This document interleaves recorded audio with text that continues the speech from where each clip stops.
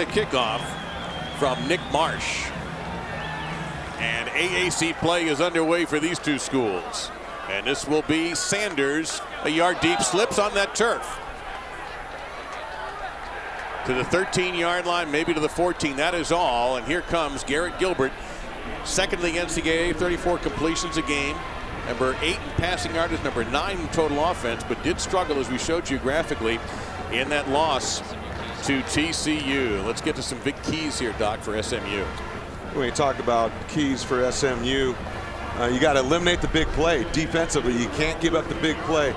And then you've got to find a way to protect Gilbert. That starts with getting something going in the running game. And then take care of the football. You've got to win the turnover margin. And the problem with the clock being taken care of by our referee, Ed Ardito from the AAC.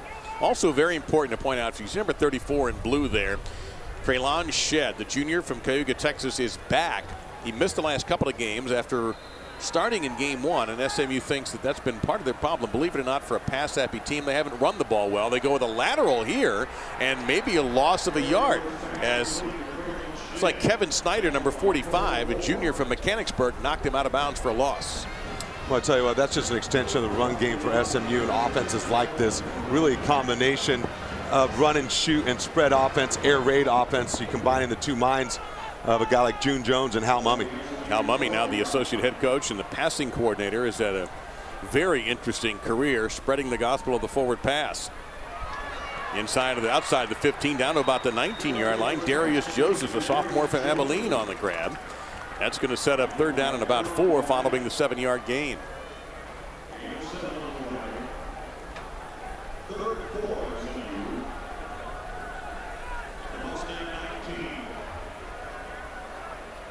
On the ground, here's Shedd, and did he get enough for the first down? Doesn't look like it.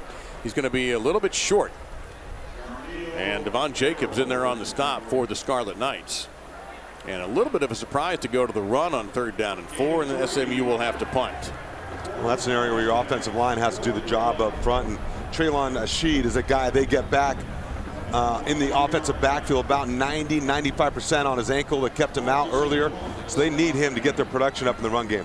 Janarian Grant has returned both a punt and a kickoff for a touchdown, but he won't even get the chance here as that kick goes out of bounds in SMU territory. And they're still walking this one off at the 47-yard line of SMU. So a terrible start for SMU defensively. But for the Rutgers Scarlet Knights, after that 23-yard kick, a great chance for Gary Nova and his offense. What about some keys, David, for RU? Well, Rutgers is built on running the football, and Ron Prince has brought a little more balance to that, but it starts with running the ball and then play action in the run game, and then attack and pressure on defense. Rutgers is a pressure-style defense that attack you from every angle. The Rutgers will do the pounding the rock without one of the best running backs in the country in the early going, Paul James. He is injured. Nova back to pass, finds his man wide open. That's going to be a first down and more, down to about the 26-yard line. 17-yard pickup that time. They go to the fullback coming out of the backfield, Michael Burton. Yeah, you see Michael Burton too. He is one of the most skilled athletes at the fullback position. Not only is he used as a lead blocker, but you see how easily he catches the football. Natural receiver of the football, good hands out of the backfield. They use him right away. I do believe Kyle Flood told us before the game we might get the fullback more involved in the offense, and it goes on the first play for 17. Down to the ground. That's going to be a 5-yard and more pickup as Savon Huggins, the junior from Jackson, New Jersey, gets 6. Second down and 4 coming up. And you see right here again the zone run from the shotgun formation, something that really Ron Prince has brought a little bit more variety in the run game to Rutgers, and really brought some law principles from the Indianapolis Colts, the pro style, multiple formations, using your personnel, really kind of diversified their offense even a little bit more. And Gary Nova seems to be thriving on it, and so does their whole offense. Empty backfield set here on second down and 4. 2 receivers on each side. Plenty of time for Nova. Middle of the field. Oh, big hit at the 4-yard line, but the catch made by Tyler Croft, the sophomore tight end, took a shot inside the 5, down to the 3. First down, Scarlet Knights. You're going to see the middle of the field open, 2 high safeties, and there's the tight end, Tyler Croft, right down the middle between them.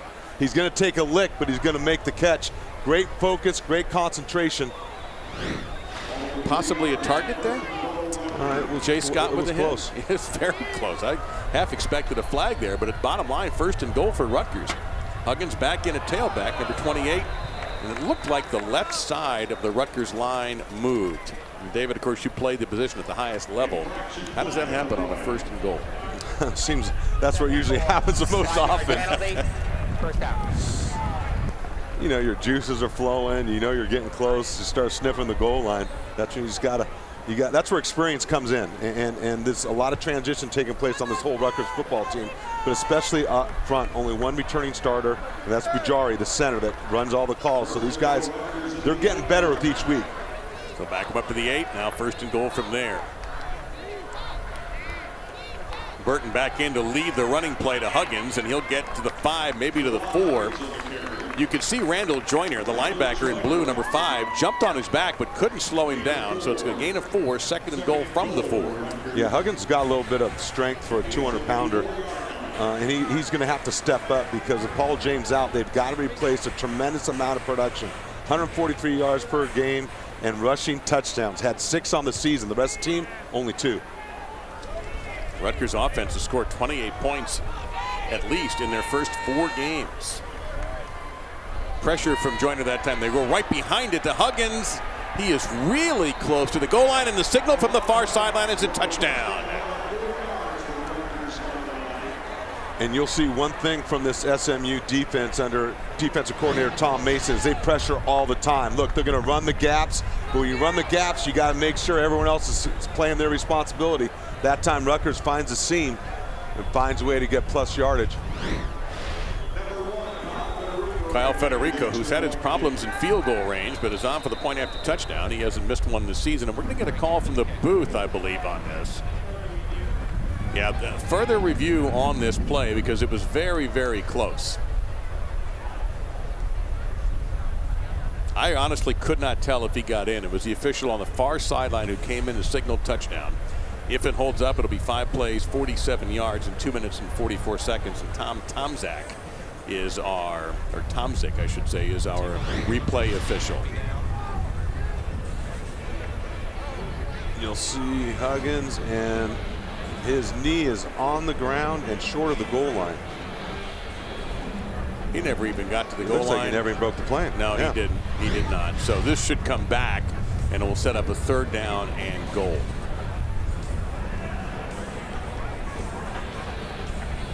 Two weeks ago, Rutgers had a big win at home against Arkansas. They've taken the Razorbacks out twice in 2 years.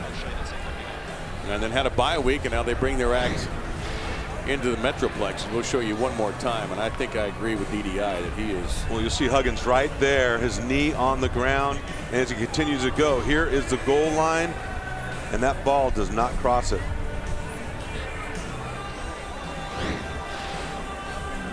Shouldn't take too terribly long, I think. And not even a big issue of where to spot the ball. And here we go. Well, I got it. Ardito was ready to go there, but being very careful. Weather here, we've had a lot of warm weather in the Dallas area, but today we've run into some misty and rainy skies, and it's dropping the temperature into the probably lower 70s, maybe below that by the time we finish. After review, the runner's knee was down prior to him crossing the goal line. So the ball we placed at the 1 yard line, 3rd down and goal. Please add 2 seconds and make it 11:07 on the game clock. 11:07. And it is already 11:07 on the clock we have on the screen and on the scoreboard here, so that's all taken care of. And we'll see when Ron Prince, the offensive coordinator, former head coach at Kansas State, spent some time in the league and is now back in the college game. We'll see if he calls. It's really been a good extra set of eyes for Kyle Flood in this Rutgers program.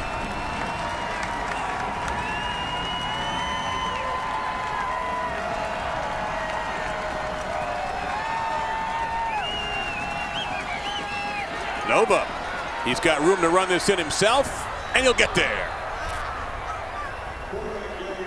So Rutgers just had to run an extra 4 seconds off the clock to get the touchdown to cap off the drive in 6 plays. And 2:48. Well, they knew SMU was going to try and run the ball. They bring pressure. Great call by Ron Prince. Give a run-throw option to Gary Nova. Makes the right decision. Saw he had the corner. Didn't risk putting the ball in the air. Gary Nova has 42 touchdown passes. That time he goes on his own. And thanks in part to the great field position Rutgers had. Don't forget they started at the SMU 47 following the punt. The Scarlet Knights are on the board quickly. So Gary Nova had the run-pass option. He made the right decision. Continued tradition of tough Rutgers defense. Yeah, I think that stat that you gave about the number of NFL bodies would surprise a lot of fans. This is Jabryce Taylor for SMU trying to get a good kick return, which didn't happen the first time, and he gets a little bit better than the previous kick return out to the 21 on a 21-yard return, but still not good field position for the senior from Austin, Garrett Gilbert. And you got to talk about what a job Dave Cohen, new defensive coordinator, has done, former linebacker coach, as Rob Smith moved on to the NFL with Greg Schiano of Tampa Bay. He's done a great job. Continue the tradition, same system. They keep it going. They're going to attack you on every down, 50% blitz, and their defense is built on speed and change of direction. Watch for number 15 in the slot there in blue. He's a good receiver, Jeremy Johnson, one of the tops in the NCAA along with Darius Joseph statistically. Gilbert under a little bit of pressure, back foot throw out of bounds. It'll be 2nd down and 10, and that was the problem against TCU in particular, Dave, was the offensive line breaking down. Yeah, some pressure there too, but good job disguising coverages by Rutgers. Came up and showed a man coverage in the defensive backfield and then shifted to a zone, and I think they kind of confused Gilbert. That number says it all as far as SMU, and they did not score first. This is a complete breakdown on both sides, and this is we'll see if it's going to be an offsides or a false start here.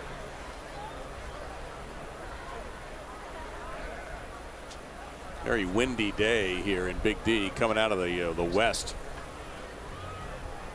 And it looks like the rain has picked up again. We had a good shower about an hour before kickoff. Offsides. Defense, number 92. It's a 5-yard penalty. 2nd down. So it'll be 2nd down and 5 and the offside penalty.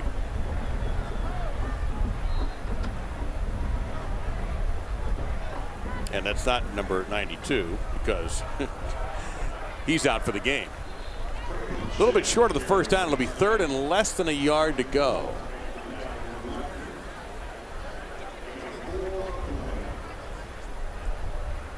Getting my Jamal Morrell's mixed up. That's Jamil Morrell, number 92, who's out there. Jamal Morrell is not playing. Now that we have that straight, we have the first SMU 1st down of the game out to the 33-yard line of the carry by Shed.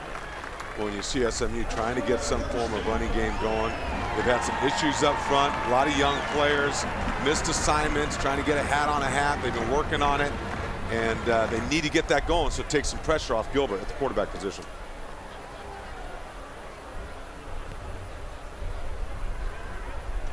Gilbert with time, a juggling catch made at the 43-yard line by Steven Nelson, a junior from Beaverton, Oregon, gets 9.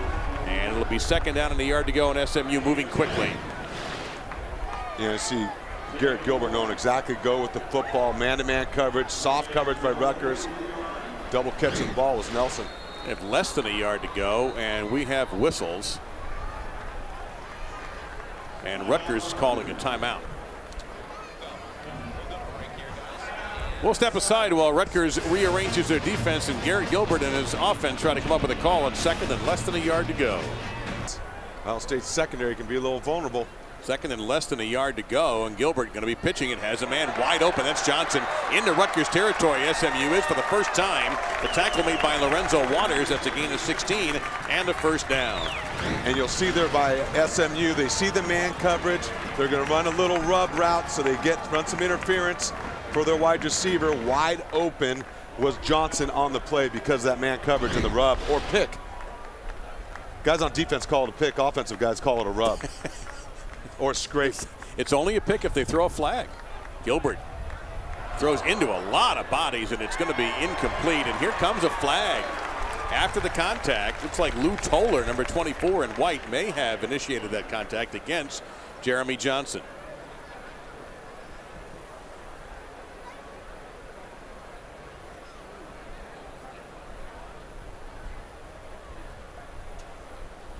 And Rutgers walking back. They know this one's going to be on them. Interesting decision there by Gilbert. There was 3 white jerseys and only 1 blue jersey. There's no foul for pass interference on the play. 2nd down. Oh, that's not going to go over well here with the folks at Ford Stadium. It'll be 2nd down and 10. Let's take a look at this right here. You see Garrett Gilbert's not afraid to fit the ball in a tight window. Yeah, you'll see number 21, Lorenzo Waters, again, cutting right in front of the ball. That's fine. That's a good call by the officials. Way to pick up the flag. Yep, and 24 didn't even have the contact anyway, as you see Traylon Shedd. What difference, Doc, can Shedd make for this SMU team? He's a bigger body. He's got good quicks, and they think he's a big-time talent. They needed him. And when you're in this kind of offense and you don't run the ball very much, you've got to be productive when you do, because it's your running game is complemented by your passing game. And so they kind of go at it backwards in a traditional offense. On 3rd and 7, they go out in the flat. One man to beat. Johnson can't do it. He's short of the 1st down. So now 4th and about 1.5 yards to go. What do you think here? Do you go for it? Yeah, I think they do. Absolutely. I'd go for it all the way. I like what the offense has going right now in terms of rhythm and tempo. They've mixed in enough runs. They've moved the pocket. And so far, Garrett Gilbert has not been hit very much. You see what SMU has done so far this year on 4th downs. Prescott in line, number 29, has come in, stand next to the quarterback, Gilbert. He stays in to pick up the blitz, and he can't do it as Rutgers comes in from the side with Kevin Snyder's 2nd tackle of the day, and Rutgers will take over on downs. And you'll see right there, Rutgers is going to press. They're going to run a cross dog right up the middle with their linebackers crossing, and Snyder's going to come free right up the middle. You'll see right here, he's going to come here and he's going to come there. Create some confusion in the blocking assignments of the offensive line. They take advantage of it, and they put some heat on Gilbert. Huge play on 4th down for Rutgers. 12th sack for Rutgers, 12th sack against SMU. First one for Snyder on the year, and a big play for Rutgers. That once again, they get very good field position, this time at their own 38-yard line. Number 1 rule of pass protection is protect inside out. Nova drops off a screen in the direction of the pressure. This is Justin Goodwin. And Goodwin rumbling down into SMU territory. Tackled finally by Hayden Greenbauer, number 22, after a 22-yard gain into SMU territory at the 39. A great time for a screen, and here comes SMU off the edge. They set it up perfectly. Look, they get a kick-out block, and then you get Bajari going down the field. 2 big offensive linemen making their blocks in space. You got to love to see that. This has turned very quickly. A moment ago, SMU was rolling offensively, and that pass behind the receiver never turned around. Kawan Pratt, Greenbauer in coverage, and so 2nd down and 10 coming up.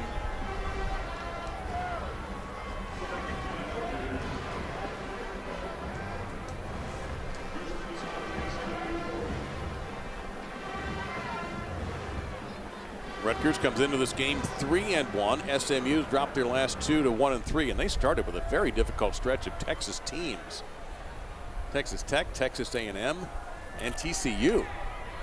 Into traffic, reach over by Jay Scott, the strong safety. No flag. The Rutgers contingent not happy about it, but the crowd loves it. It's 3rd down and 10. We're going to see Jay Scott make a great break on the football. He's a leader of that secondary, makes the calls and checks. He can be aggressive at times, but great timing right there, bringing his right arm in front of the receiver and getting the ball. You can sometimes they'll call that left arm if it restricts the receiver. That time, I think he hit the ball at the same time. Good pocket for Nova. A lot of time. Forced to throw at the last second under pressure and threw it away. It'll be 4th down and 10. Trying to get it to his former high school mate, Leonte Carew. So the SMU defense holds.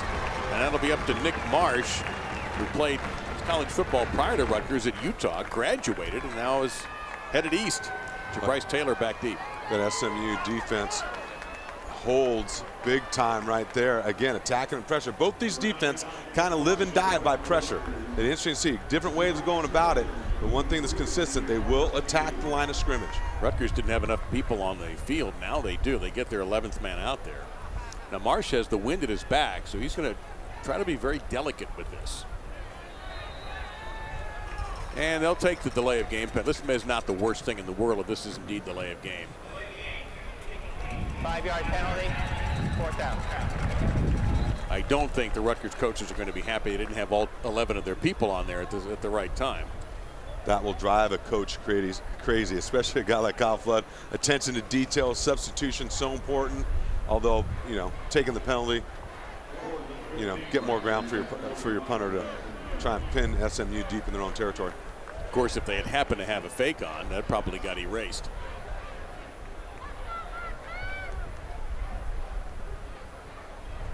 This has a lot of spin on it, and what a great punt inside the 10-yard line by Nick Marsh. The 13th time he's gone inside the 20, and SMU will start from their own 8 after a brilliant punt by Nick Marsh. Gilbert had 5 turnovers in that game, and his life changed at Texas, not always for the best. Handoff here to Shebb, but Gilbert seems to have landed in a very quarterback-friendly offense and with a very quarterback-friendly coach. Yeah, a coach that believes in positive reinforcement and knew that there was a mental hurdle that Garrett Gilbert had to get over to go to the next level as a quarterback too. And he believes he's made that stride. The difference between last year and this year is immense. His completion percentage is up, his accuracy, his confidence. It's also a second year in the system, which he went through 4 different offenses. And a big problem here. He's going to have to try to eat this for a safety. He couldn't hang on, and it's going to be a Rutgers touchdown. Fall on by Nadir Barnwell, the freshman from Piscataway, or fell on. And it's touchdown Rutgers. They lead 13-0. Gilbert had 5 turnovers in that game, and his life changed at Texas, not always for the best. Handoff here to Shebb, but Gilbert seems to have landed in a very quarterback-friendly offense and with a very quarterback-friendly coach. Yeah, a coach that believes in positive reinforcement and knew that there was a mental hurdle that Garrett Gilbert had to get over to go to the next level as a quarterback too. And he believes he's made that stride. The difference between last year and this year is immense. His completion percentage is up, his accuracy, his confidence. It's also a second year in the system, which he went through 4 different offenses. And a big problem here. He's going to have to try to eat this for a safety. He couldn't hang on, and it's going to be a Rutgers touchdown. Fall on by Nadir Barnwell, the freshman from Piscataway, or fell on. And it's touchdown Rutgers. They lead 13-0.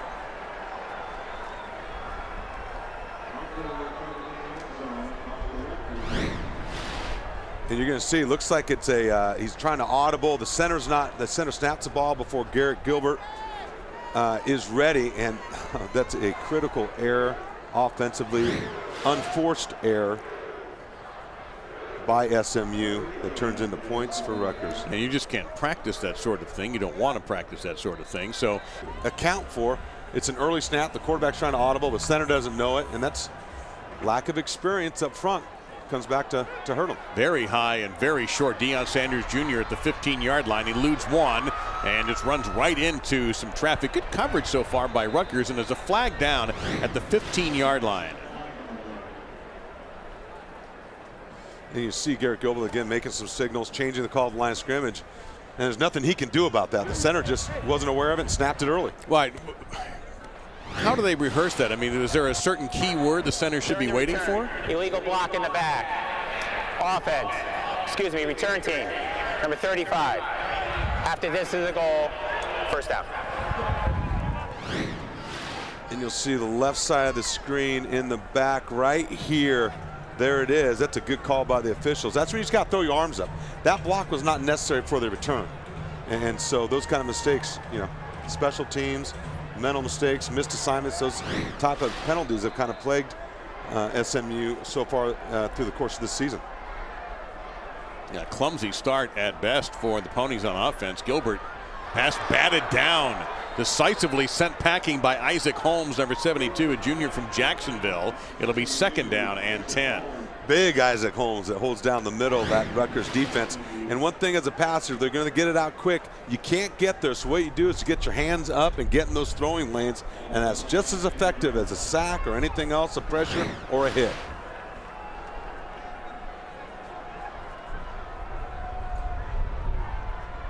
And Gilbert facing the pressure, gets it off to Johnson. He'll fight for the extra yardage and appears to have a first down at the 20-yard line. A gain of 10. That should move the chains. Barnwell on the stop for the Scarlet Knights. Well, Jeremy Johnson is really one of their main playmakers on offense. He plays in the slot. He runs the tough routes over the middle, and you see him fight for the extra yards. Great football IQ, knowing where the sticks were, what he need to do to pick up a first down.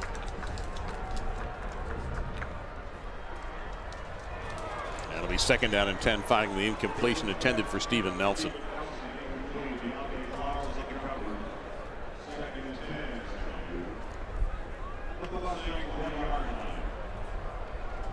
And there's nothing wrong with your screen. We're having a misty day here in Dallas. That's why you occasionally see something that looks a little foggy. Conditions a little wet. It's an artificial field. It'll hold the water well, so it shouldn't be a big factor as far as the footing goes. But the ball can get slick. Gilbert 6 out of 10, but only 47 yards. Has time underneath, caught, virtually no gain. Grab made by Darius Joseph, who was second in the NCAA with nearly 10 catches per game. Steve Longa, who's taking that spot for Jamal Morrell, while he misses a third game with a kidney injury. On the stop, 3rd and 9. That time Garrett Gilbert trying to hit that shallow crossing route to Darius Joseph. Don't know if he got quite enough yards, but you're looking for yards after the catch there. That time Rutgers there to make the tackle. I haven't seen SMU go deep down the field yet. And Gilbert struggled with that snap, has time, and now he's sacked. Good coverage downfield. The sack coming in from David Maluski, the junior from Sayreville, New Jersey. Gilbert looked like he was trying to go deep down the field, and there you see Taylor Lasecki, the center, having a tough time for SMU getting off the field. Well, looks like a 3-man rush by Rutgers. They're playing coverage in the back end. Zone drops. Look, everyone eyes on the quarterbacks. No windows for Garrett Gilbert to throw the football, and he didn't force it. But a punt may have been deflected. It's going to go out of bounds. Rush came in from Rutgers right up the gut, and that's going to be another special teams break for the Scarlet Knights. They're going to mark the ball, it looks like at the 33-yard line of SMU. Quran Pratt came in and got a piece of that punt that only went 13 yards, and it's not getting any better for the Ponies. Well, Rutgers has a history of blocking kicks. That time I don't think he got it. Looks like just a shank. But sometimes if you don't get it, the pressure, it can have an effect on punters. And that time the pressure got to him. He felt it, he saw it, and he just shanked the ball. Now, you were absolutely right, David. Pratt did not get a piece of it. He was very close to it, and I thought he did get a piece. It was just a bad kick. So SMU in a little bit of a crisis here inside of 5 minutes in the opening quarter. And Rutgers, a nice hit that time by Jonathan Yenga on the pitch to Quran Pratt. It's a loss of 2, 2nd down and 12. Well, Jonathan Yenga is a guy that's getting the start now because of production, because of athletic ability. He runs like a 4.5 40. He's got great length, and he's just a sophomore, 6'2", 220 pounds. He's got DB-like skills, and you see his athleticism to fall back inside and make that play. Great discipline to stay at home and at the level of the football as well. There's a full backfield there for Rutgers. Play action fake to Huggins. Nova under some heat there, throws, and it is intercepted at the 12-yard line. The SMU defense and Kenneth Acker, his first pick of the year, the 4th thrown by Nova on the season, and the SMU defense comes up when it absolutely had to. Here you go. Diamond formation by Rutgers, and this is the thing where you think you got 8 guys in the box, they throw play action off of it, and Gary Nova, again, bad decision to force the ball down the field. It's 2nd down, live for 3rd down, throw it away if it's not there. They were taking a shot down the field. I love the aggression of the play call by Ron Prince, but if it's not there. Well, there's a stat we kind of hate to show you, but the numbers are right there. Gary Nova had 19 coming in. He and Garrett Gilbert now even at 20. And a beautiful catch, by the way, because if you saw, the ball never hit the ground. Acker not only brought that thing, he brought it under control. Well, Acker's got great ball skills. He plays the ball in the air as well as anybody I've seen. He's an NFL-type corner. And on the blitz, Rutgers comes blowing in with Longa, number 3. Gilbert had no chance. It's going to be 2nd down and long, probably 16, maybe 17. 3rd sack already. And again, you'll see that same blitz, that cross dog up the middle where the 2 inside backers exchange gaps. The offense is there. They break through again, and this time it's Longa making the sack. Gilbert into his end zone. Flips. They go to the bubble screen. It's going to get it back out to the 10-yard line. A catch made by Steven Nelson.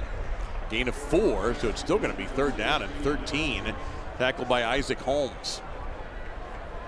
Well, David, how do you counter this if you're SMU? Rutgers getting in so easily. Well, you got to have communication between your inside 3, particularly against that cross dog. They're attacking the A gaps. You got to have clear assignments and communication to who you're responsible for. The offensive line usually has one linebacker, and the back has the other one. And they go on the ground to the 15, to the 20 and more. It'll be shed and a first down. A run out to the 26-yard line. Interesting play call from June Jones, and it worked. 16 yards, and Jacobs on the stop. And you'll see again a little draw with the fake throw to the outside on the bubble screen, and Rutgers is caught bailing out to play coverage. A nice call for SMU. Great execution, nice running by Sheed. Well, June Jones told us yesterday we have not run the ball very well. We should be averaging about 4.5 yards a carry, and we aren't. Gilbert. Flag down behind the play. Gilbert's just going to head out of bounds. Let's see what the flag is. Probably a hold against SMU. Now, part of the reason that SMU's rushing stats, 10-yard penalty, first down. part of the reason that rushing stats are so poor, 114th in the country, is that in the NCAA, sacks count against rush yards. And they gave up 17 coming into this game, but it's not just that. It's when you throw the ball as much, when you run it, you have to be effective. And these offenses, the good ones in this spread system, usually are. And you'll see the hold that just went by on the big offensive lineman. Boy, it looked more like kind of a pancake. That's a tough call. It's first down and 20. There's June Jones right there. A couple of offensive geniuses with he and Hal Mumme, who had some head coach work also. He's the assistant head coach. Gilbert on a draw. Good block there. Gilbert to the 30. And he'll step out of bounds right near the marker. If he didn't get it, he's very, very close. Ben Hughes and Sam Rice, the guards, and it is going to be a first down after a gain of 21. A great way of getting creative with the run game. He's going to fake bubble screens, quarterback counter back the other way. Great design, great execution. The offensive lineman got in front of him, and Gilbert knows how and when to get out of bounds. And a quick throw here, caught at the 40-yard line, and only to the 41. That's Jeremy Johnson with a grab, a gain of 4. So it'll be second down and 6 coming up. SMU playing at a high tempo here. And that's just recognition and leverage that Garrett Gilbert sees in the defense. Third wide receiver was open, had some space, get it to him quick.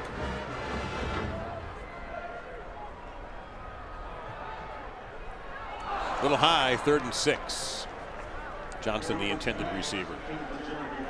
And that's usually a throw that Garrett Gilbert makes. He's talking to Hal Mumme yesterday, talked about he throws on the run as well as anybody I've had. On the move, you know, and your body mechanics change, and it can be difficult to be accurate when you're running like that. That one just kind of got away from him. That's a ball he normally completes.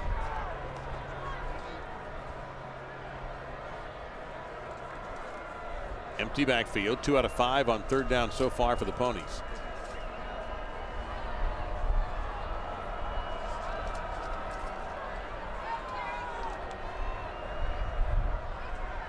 Quick slant, broken up at the 47-yard line. Would have been very close to the first down. Nicely done by Tajay Johnson, a sophomore from Egg Harbor Township in New Jersey. It'll be 4th and time to punt. And a change in the punter. Mike Loftus has been replaced by Chase Hover. The senior from Plano, Texas will be punting, number 42. So after the couple of punts that have not gone well, and you have to be very careful when punting to Janarian Grant, and he'll let that one roll, trying to get all his teammates out of the way. So a little bit better punt, and Rutgers with their worst starting field position so far following that 32-yard kick. 90 seconds remaining in the opening quarter.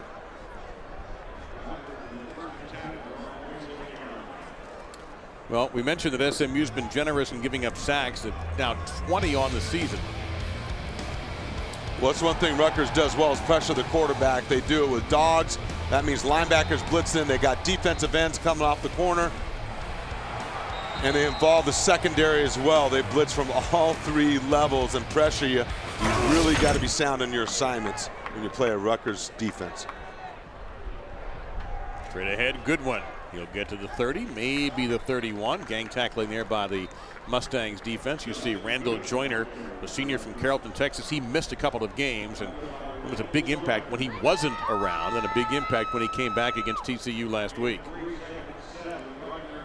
You see what Gilbert has gone through already, and we're still in the first quarter. Yeah, that's and I tell you, coach has talked about how brave he is, encourages his ability to stay in the pocket and toughness, and he never points a finger. He just gets up, hey, let's move on, guys. Let's get it together. That means a lot to your offensive line. Good one again, and he'll get a couple. You see Eli Nebishoshi, number 7, a redshirt freshman from Plano, in there on the stop. So now you've got 3rd and about 5 here, David.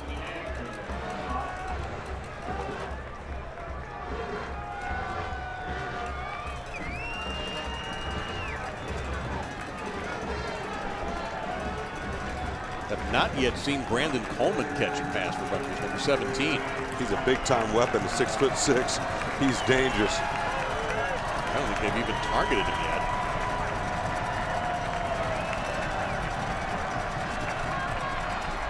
One to the 39-yard line. That will be a first down, gain of 7. And a catch made by the tight end Tyler Croft, his 2nd grab of the afternoon so far.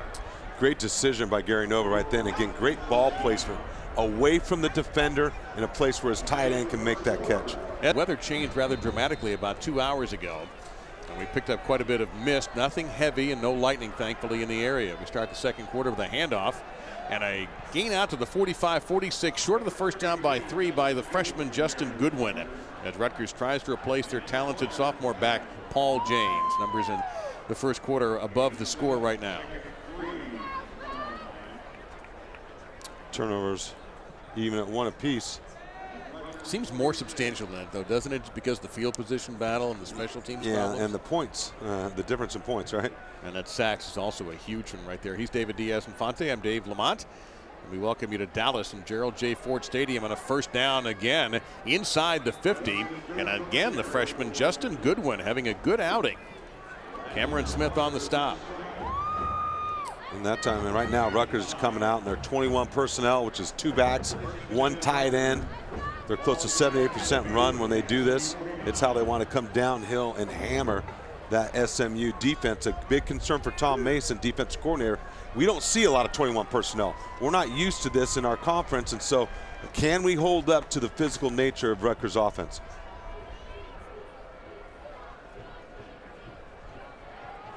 Well, another good block, and the answer for the moment is no, as Goodwin continues to run well, but he had great blocking. Kevin Pope, SMU's leading tackler, on the stop. Gain of 5, 2nd and 5 next. And you'll see the diamond formation, 2 fullbacks in the backfield. The one on the left gets a lead block and the kick out for nice yardage for Rutgers on first down. Goodwin, 5 carries, 23 yards. They're really mixing things up. Now they come up in a tight bunch formation. And they stay on the ground. And Goodwin this time is hit in the backfield by Bo Barnes, the junior from Plano, number 94, for a loss of 2. It'll be 3rd down and 6. Well, Bo Barnes is 6'5", 270. He's got length. You're going to see him use his movement and length to shed the block and make the tackle in the backfield. Bo Barnes from Plano. Now that's a defensive tackle. Here, that's a bull rider right there with a name like that. I love it. Hey, he may do both if he's from Plano, all right? They say friends would, but we've got Plano down here. Either way, that wasn't a very friendly move he made in the backfield.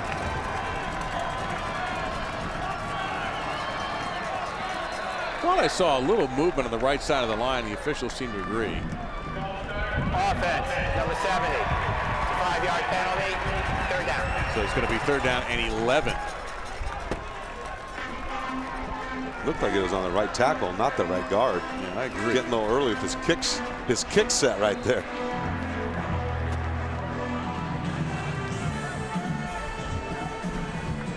Beautiful on-campus facility here at Gerald J. Ford Stadium on a beautiful SMU campus. Yeah, really impressed with the facilities here, the character. Great little stadium. Nice job of the upgrades of the facilities. Weight room, locker rooms, offices. Nova runs the screen, well read, but Goodwin makes a miss, and he'll go down to the 35, gets a block to the 30. Goodwin may go to the 5, and he's in.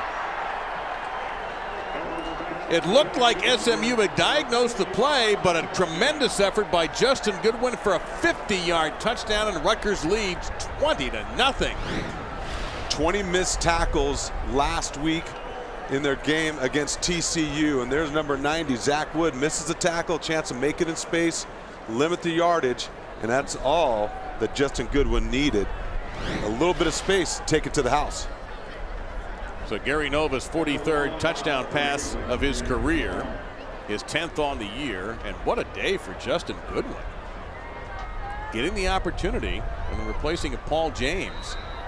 And for the first time today, you know, they led, SMU did, the TCU game last week 10-7 at halftime. Since then, they've been outscored 83-7. That kick hanging up and is still loose ball. Sanders struggling to hang on to it.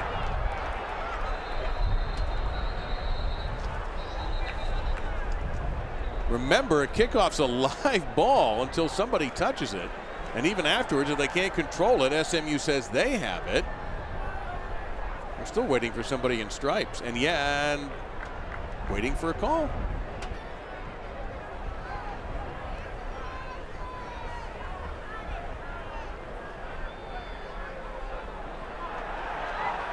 And there it is. Our referee, Ed Ardito. Way off the ball, Offsides. Kicking team number 13. 5-yard penalty and a re-kick. So it's as if none of that ever happened. Big break. It has gotten SMU. windy, by the way. I'm looking at in the neighborhood over here to our right, David, where the wind is blowing toward that direction. It's very, very windy. It's probably why this kick hung up so much. Yeah, and it kind of took an unnatural path down to the ground. But, you know, you've got a freshman back there returning kicks. And I tell you what, that's the dangerous part with young players is how do they handle the changes in game conditions and everything else. But SMU dodges a bullet right there. And you see the officials nailed it. Not by much, but it was enough. The other thing is I just think that Sanders and Pope were too deep to begin with, given the conditions. Now they'll kick off from the 30, and now let's see where Sanders and Pope line up here. They're going to be hanging around the 15-yard line.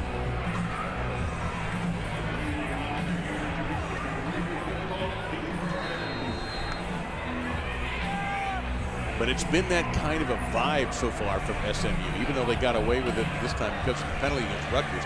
Very little right has gone for them other than an interception. You see how that ball again hangs, but this time they're ready for it. Sanders.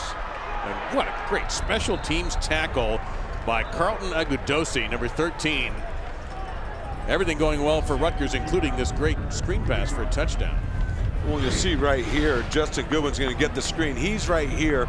The defensive end is going to get an inside rush, exactly what we're looking for. We're getting an offensive line that's going to get the kick out on the linebacker that has the running back man-to-man. And then one tackle is going to be missed by Woods, and that's all Goodwin needs to take it to the house. 50 yards on the screen play. That's one way you deal with an aggressive defense. Throw some screens, slow down that rush.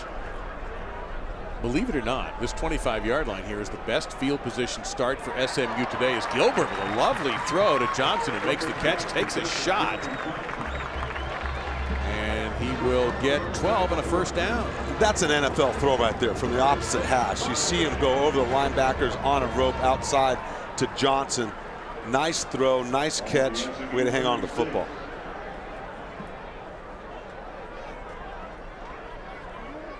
Gilbert on the QB draw made one man miss, but can't make anybody miss after that. Maybe a yard, but that might be generous. It'll be 2nd and 10.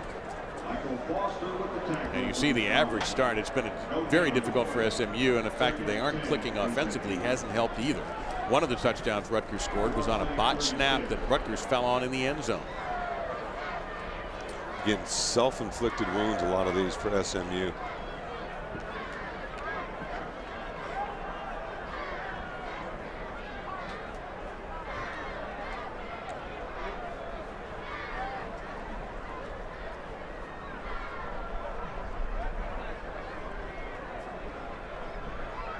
Looking left all the way. Gilbert fires down the middle of the field, and a diving grab made by Johnson. Well, he is a good one. Catch made at the 42-yard line of Rutgers territory and a first down. And you're going to see right here the wide receivers are going to run just right up the seam and put the defenders in a tough spot. They can't cover both of them, and Johnson goes down and makes the catch. 22-yard pickup on that play. They go quickly to the ground and get it out to the 36-yard line for a gain of about 6. Holmes on the stop against Traylon Shedd, the junior who ran for 22 yards in the first game of the season for SMU. A loss to Texas Tech, was injured, and this is his return. Quickly out to Johnson again. Got the block he had to have. Got knocked down to the 30-yard line, but that'll be a first down for the Mustangs. Keenan Holman getting that block out front, and that's a big change in this offense. from June Jones run and shoot to Hal Mummy. Wide receivers have to block in more of the spread, not the run and shoot. Usually bigger guys are out there at the receiver position as well. 6 catches, 64 yards, Dave, for Johnson. 7th catch, but his yardage total going to go back as he is shoved out of bounds after losing a couple of yards. Barnwell, number 14, really was the guy who broke that play up, so it'll be 2nd down and about a dozen for SMU. Nice aggressive play by Barnwell, again recognizing the quick throw and then defeating the block, playing through the wide receiver to make that tackle. Barnwell's had a big game. He has the defensive touchdown for Rutgers. Back on the ground, this is Shed, and he'll get to the 28-yard line. You see Barnwell in there on the bottom of the pile, number 14. And getting off the top after that 4-yard gain is Darrell Stevenson. We talk about Barnwell as well. He's a true freshman. He's got big-time skills. Usually young corners, yeah, they can cover, they're athletic, but those are the guys you just don't want to mix it up. He likes to mix it up. He is good in both the run and the pass. He has a bright future here at Rutgers. 3rd down conversions right there. 3rd down and 8 here for Garrett Gilbert. Comes off, coming out of the backfield. The catch is made, but sure is short of the 1st down. Deion Sanders Jr. getting the opportunity to play today. Arias Holloman, I should say, is out for SMU, so that bumped a few people up the depth chart. Deering on the stop. It's a gain of 8, 4th down and a yard, and no sign of the kicker coming on the field. No, they got to go for it. Nice job by Deion Sanders Jr. of fighting for extra yardage, almost able to pick up that 1st down. Now remember, last time on 4th down, Rutgers came to the cross dog, blitzing up the middle. We'll see if SMU is ready to handle the pressure by Rutgers. You never know. The biggest what if so far of the game, what would have happened if SMU had converted that 4th and? Here's their 2 backers right there. Here they come. Picked up that time. Gilbert throws. Got a man. Johnson with a catch at the 10. Can he stay on foot? Yes, he can. Touchdown, SMU.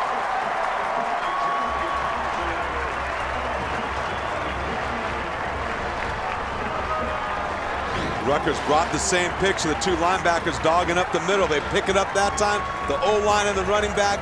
Garrett Gilbert's buys some time by sliding in the pocket, and a phenomenal job of Jeremy Johnson making the difficult catch, staying inbounds, and making a play for SMU. 9 catches, 94 yards for Johnson, and that touchdown. And just when the Mustangs had to have it, they go 9:75 and 3:48. Put the pedal to the metal, huh? Underrated feat what Jimmy Johnson has done. Now let's see how Rutgers responds. Their first little bit of adversity, and of course with that win at the kicker's back by Nick Marsh, blast that one almost out of Gerald J. Ford Stadium. So now Gary Nova and the Rutgers offense take over. Well, as much as this drive by Rutgers offense, it's really, I think you got to look at SMU's defense. Can they step up and feed off the energy and excitement that offense just created? Look, they've been carrying the weight for this football team. They have played lights out under some tough circumstances with all the turnovers. Can they continue to bring the heat, play smart, and get the offense the ball back? And don't forget the field position too, Dave, has been big. This is the worst start for Rutgers today, the 25-yard line.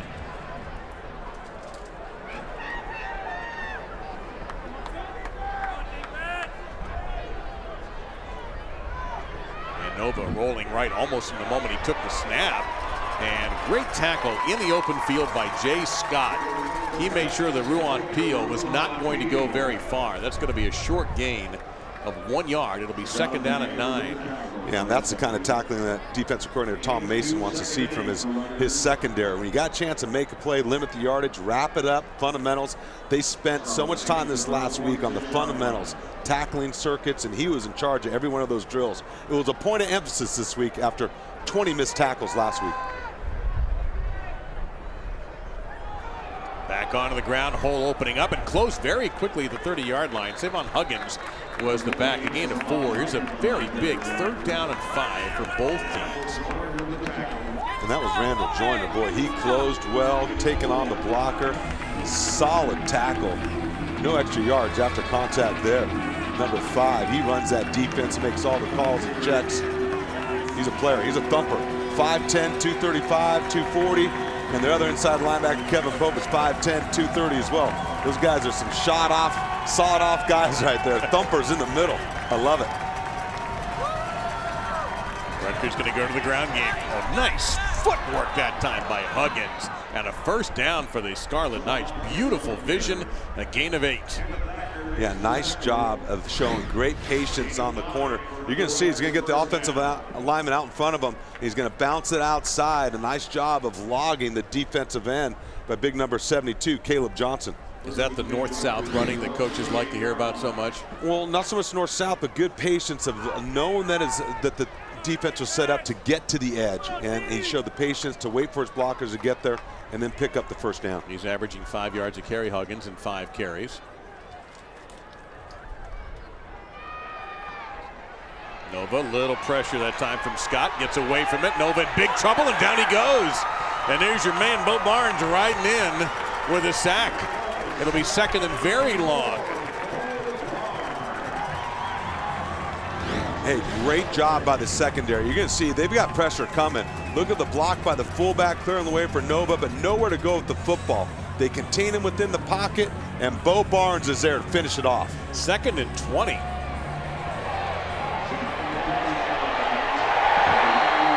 Barnes started that play on the left side of the line, David, and came all the way around after he got away from his blocker. Great hustle and pursuit. That's his second sack of the season. Let's not forget who they had playing defensive end here. Magnus Hunt was an athletic freak. Gets a good block that time is Huggins, and he'll get out of the 42-yard line. And a penalty marker, though, behind the play back at the 31. Maybe that wasn't such a nice block after all. Well, they had it corralled. Huggins gets to the edge, a place where SMU can't allow him to go. The right side defensive players got to set the edge and force that thing back. Good thing Huggins didn't pick up the first down. Looks like the penalty is going against Rutgers as well. Holding. Offense, number 4. 10-yard penalty. Second down. See the right side of the screen again. He dips inside before he bounces, and see that jersey being held right there. They're going to catch that on the edge every time. You'll see that jersey being grabbed, and that's why he gets the corner. It's funny, SMU came in as one of the most penalized teams in the nation. They've actually been better on the side of the officials so far. Rutgers 6 for 35, SMU 2 for 20. Second down and 27.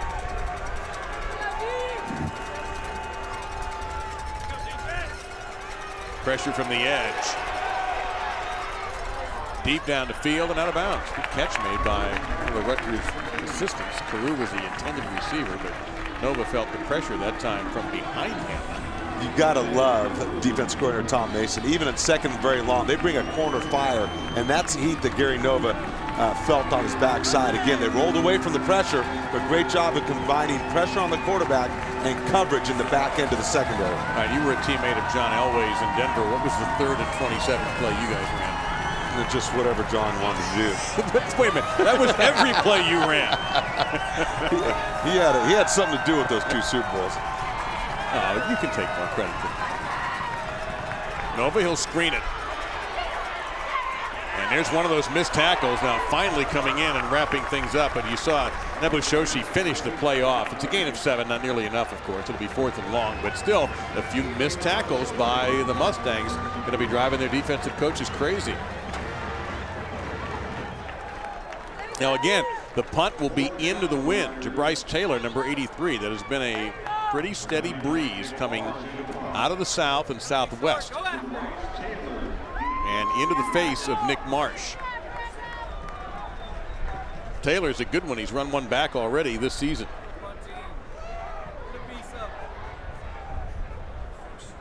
And it looks like Rutgers, I assume, is just going to work their way to a timeout here. And they do. Kyle Flood, the head coach, was standing right by an official on the sideline. So we'll take a break with SMU possibly getting some good field position out of this punt. There's your score in time. Kyle Flood calling that timeout. In his second season at Rutgers, 12-5 so far. June Jones looking to make 5 straight bowl games for SMU. He's already gotten them to a record 4 consecutive. His team off to a shaky start in this one. And you can really see how that ball gets hung up by the wind. That's Taylor. And he is brought down at around the 42, maybe the 43-yard line. Tonight at 10:30 Eastern on ESPN, undefeated Pac-12 North rivals square off as Keith Price and 15th-ranked Washington look to upset Kevin Hogan and number 5 Stanford. It's Washington-Stanford, part of Tailgate Week, fired up by Kingsford Charcoal, also live on Watch ESPN. Maybe the toughest test that Stanford has had so far. You see, though, they're on top of the North, and Washington right there with them. Pac-12 really strong this year, David. I think it's one of the best conferences. Stanford is the real deal. Kevin Hogan at quarterback, more speed in the back end and wide receivers for them, and their front seven as good as anybody in the country. Good defense that time by Rutgers. To Jay Johnson with an ankle tackle after a 2-yard gain, sets up 2nd down and 8. He's David Diaz-Infante. I'm Dave Lamont. We're at Gerald J. Ford Stadium in Dallas. You see what a clumsy start for SMU, but they clicked on their last drive. This is their best starting field position when they got the football at their own 43. Straight ahead, Shed. And he is bent back at around the 47-yard line, maybe the 48, gain of about 4. Steve Lunga. This is the inaugural American Athletic Conference, or the American, as I like to be called, game for these two schools. There's a lot of red, white, and blue out there on both teams, huh? Man, and Rutgers has got a game in just a few days on ESPN Thursday night against Louisville. Teddy Bridgewater, and boy, the job that Coach Strong has done with that program, and what a player. Probably one of the best quarterbacks in the country, Teddy Bridgewater. No doubt. Under pressure, Gilbert hung in there, and it's going to be incomplete. Gilbert knew he was going to get popped, and he's just now getting up. Lou Toller, number 24.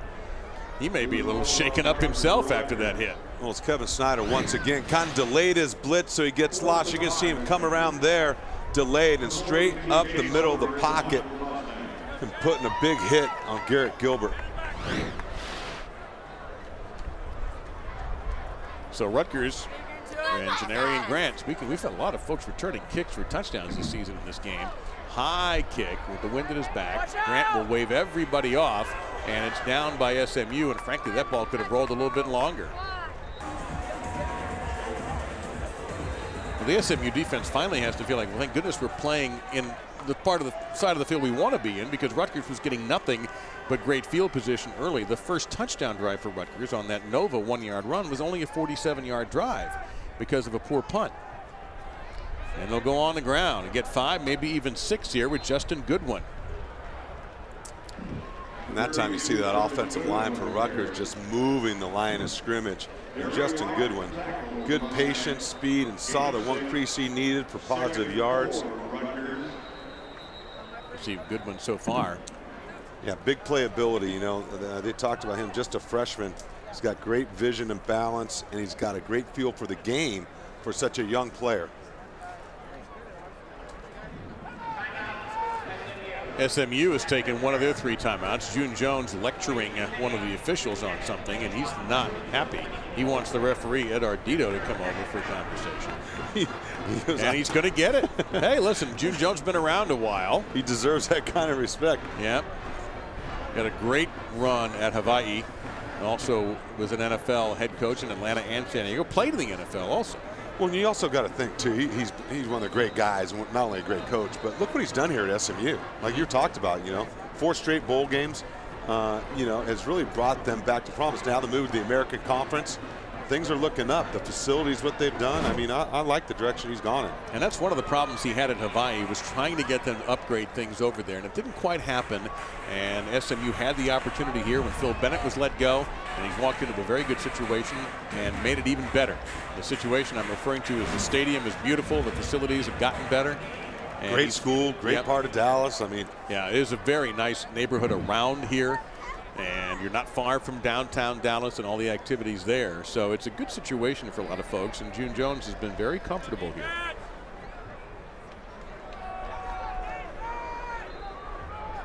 Whatever it is right now, he's not comfortable. Not with the officials anyway. Yeah. Rutgers trying to grind here on 2nd and 5, and they'll have the first down. But you saw that Goodwin dished out the punishment that time. It's a gain of 7. That'll stop the clock while they move the chains. Just the old-fashioned counter play right there. Going to lead and kick out with the guard. The fullback's going to wrap around, and Goodwin knew exactly where to, you know, for a young guy, he hits it downhill. I tell you, I like his style of running.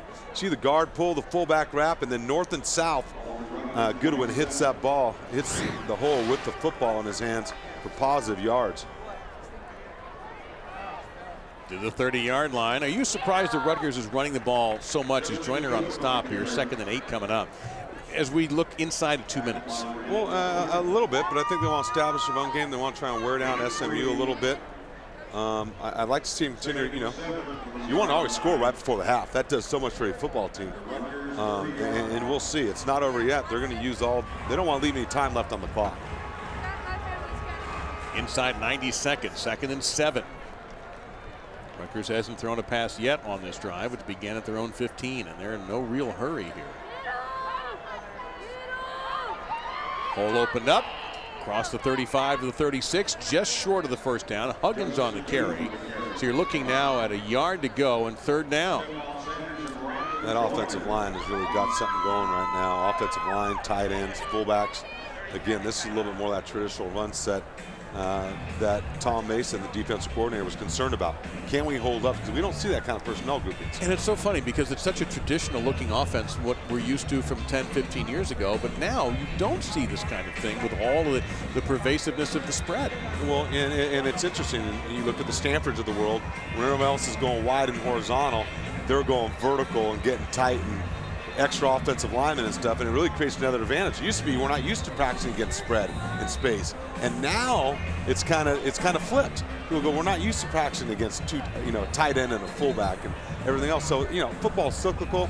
There's different ways of getting it done, but certainly I think the up-tempo-ness, the pressure the offenses can put on defenses has really changed the game, I think, for the better, because it's exciting. It's up-tempo. It's fun to watch, and shoot, they're slinging the ball all over. Goodwin back into the game. Coming up at halftime. If you've never seen Goal Line, you're going to love it. It'll take you live with the most compelling games underway. Give you all the scores and highlights. It's available through Charter, Time Warner Cable, Comcast Infinity, Verizon FiOS, and Watch ESPN. First half and stats and highlights. And Doc and I also, when we come back for the second half, and just power football right up the gut. Nova, that time on the keeper to the 40-yard line. Now both teams have a timeout, but the clock is just rolling. And this is interesting. This is a little bit of what Rutgers has been. They've been a little conservative on the offensive side of the ball. They like to run it. They like to be physical. And right now, I guess they feel like they don't want to take any chances with the football. They like the lead they're in. They want to kind of grind it out and go into the half with the lead they have. Do you take one shot here? I would take a few shots. Well, the only one's going to be taking any shots is Justin Goodwin, as he's brought down after a short gain. And a little hand fighting after the play with that big fullback Michael Burton there, 46, getting into it with one of the TCU defenders, and that was Sanders, and that might be the half right there. Well, because he just took someone right over the pile, sent a message. Gotta love that, and I tell you what, head coach Kyle Flood talks really highly of Michael Burton and his skill set, what he brings to that fullback position. Kyle Flood is standing next to an official, but he's also motioned his players. All right, that's enough, fellas. Thought he might call a timeout there, but an interesting decision there to grind out the last 6 plays on the ground and take that 21-7 lead. That just goes to show you, what a good football team this Rutgers club is. They lost a lot to the NFL, as David told you about at the beginning of the broadcast. And from the goal line, this is Grant. And taking a few hits, fighting for the extra yards, but he won't get even to the 20-yard line. Great coverage that time by the Mustang special teams. So poor field position for Rutgers to start things off. And again, wind is a factor here, so Rutgers will be driving into the wind. And here you see Gary Nova, what he's done so far. It's been a conservative attack for Rutgers. They talk a little bit about opening up and doing more spread, but I mean, I haven't seen it. It's been the kind of Rutgers football that we are used to seeing. Yeah, the first few drives, though, a good mix of run and pass and the play action. I think we're maybe got a little conservative at the end of the half, that we're really referring to. But I think they want to lean on the line of scrimmage and see if they can wear down this SMU defense. Savon Huggins is at the top of that I formation. He's replacing, along with Justin Goodwin, Paul James on the run. This is almost like the very first play of the game. The pass to Michael Burton. He'll get out to the 25-yard line. A gain of 8, so it'll set up 2nd down and 2. Burton caught the first pass of the game. Yeah, we talked about his skill set out of the backfield as a lead blocker, as a receiver. Asks and gets to do a lot in this offense. But nice decision by Gary Nova. Again, taking what the defense is giving you, playing smart football. Only ball he really forced is that one interception early in the first half of play. Back to the ground goes Rutgers, and that looks to be right at the first down marker. So Rutgers, in trying to replace the talented Paul James, they've gone to Savon Huggins and Justin Goodwin. Both have run the ball very well, and Rutgers does indeed get yet another rushing first down. Wood and Pope in on the stop. And James, I think they've declared him out for the big game on Thursday night. And that's another issue that came up, is Rutgers, with this Thursday game looming and meaning so much for their season, but they got to win this one first to make Thursday matter. Yeah, this one could have been a trap game for Rutgers, you know.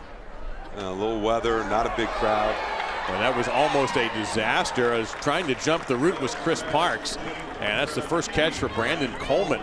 No gain on the play, second down and 10. Well, that's a mismatch in size. Chris Parks at 6'1", and Brandon Coleman at 6'6", 220. You see him make an aggressive play on Coleman, but way to hang on and wrap up till the troops can get there. See, it's pretty good tackles from cornerbacks in this game today. They're asked to do a lot in this defense on both sides of the ball. They're actively involved in the run game and how much they like to blitz and pressure.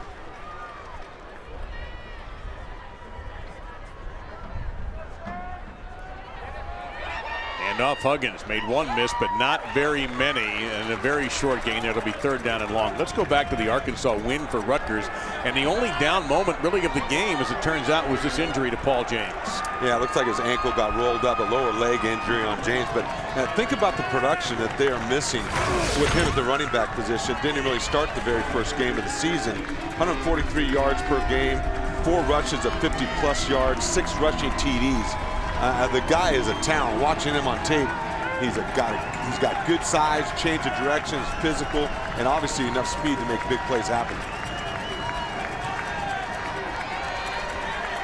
Nova, pressure closing in from the end.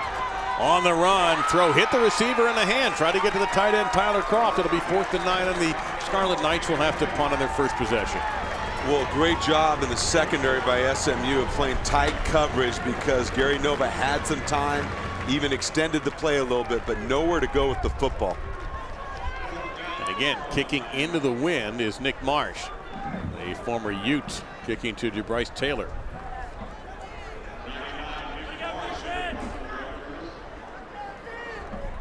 While it's not raining anymore, the temperature has dropped a bit. And the wind just like a giant hand, and a difficult fair catch made by Taylor, but look where SMU will start at their own 45-yard line. Are pushing 30 miles an hour, and at the moment they're at the back of the SMU offense. I left my winter gear in Phoenix. Yes, because you need it there all the time. Wide open, middle of the field. That's Keenan Holman, and he will score. Touchdown SMU on their first play of the half. 55 yards. A breakdown in coverage by Rutgers leads to an explosive play by SMU. Just a break they needed for this team to gain some momentum back after their defense makes a stop on Rutgers' first possession. Well, funny enough, SMU had a very difficult time scoring in the third quarter. Well, June Jones had that one in his playbook and had that one ready to go coming out of the dressing room. One play drive, 55 yards, and just like that, this American opener for these two schools has gotten tight. Rutgers had a 21-0 lead at one point. Oh, you're going to see Holman come from the right of your screen across to the left right there. Deep safety comes up too shallow. They pass the coverage over, and no one there to pick up Holman. You'll see him wide open crossing through the middle of the field. There's the safety number 21, Lorenzo Waters. Doesn't have the angle to catch him. Touchdown, SMU. Good looking throw, too, by the senior Garrett Gilbert. Hit him in stride. Sometimes the wide open ones are the hardest to hit. You know, it's like don't miss the layup, right? Yep. You know, and so he put that one right on the numbers. He was wide open and took it in for the score. Boy, that is pony up, huh? That was unexpected. I mean, after SMU's offense had really had a difficult time, particularly in the first quarter, and in part because of field position. Well, you know, football is a game of momentum too, and the question is, you know, can teams seize the moment? And if you're the better team and you're up, can you? When it happens, when you get hit in the jaw, can you gather yourself, regroup, and then establish your dominance once again? And we'll see if Rutgers offense has that in their system right now. Gilbert now with 6 touchdown passes on the season, has thrown for 179, 17 of 24.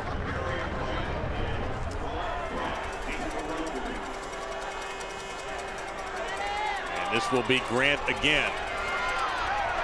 Breaking through a couple of arm tackles. Best return we've had so far for Rutgers, out to the 34-yard line. That's more like it for the field position they have been used to. So the challenge goes right back to Gary Nova and the Scarlet Knight offense. Well, no better way to get it going than a kickoff return. Give yourself good field position. And there's Holman grabbing a little drink on the sidelines, catching some air. Telling everybody how I did it. Hey, big play. Explosive plays count so much in the game of football. You know, you talk about yardage between the 20s, but can you create explosive plays to change field position, to change momentum? What defines an explosive play? 20-plus yards generally you look for in running the pass. Back to the ground goes Rutgers. That is Justin Goodwin, who has been very impressive. He gets about 8 there. And again, we showed you the injury to Paul James. Randall Joyner, number 5 in blue, ran him out. But Goodwin and Huggins, but Goodwin especially, who has a 50-yard touchdown catch, 55-yard touchdown catch, has been great. And just a freshman, too. And you see him, again, showing the patience in the backfield to follow his blockers, get around the corner, and pick up positive yards for Rutgers. There's an example of explosive plays by Rutgers has done so far this year and today. The good offenses try to get 6 a game. That's game changers. Good, oh goodness, what blocking that was.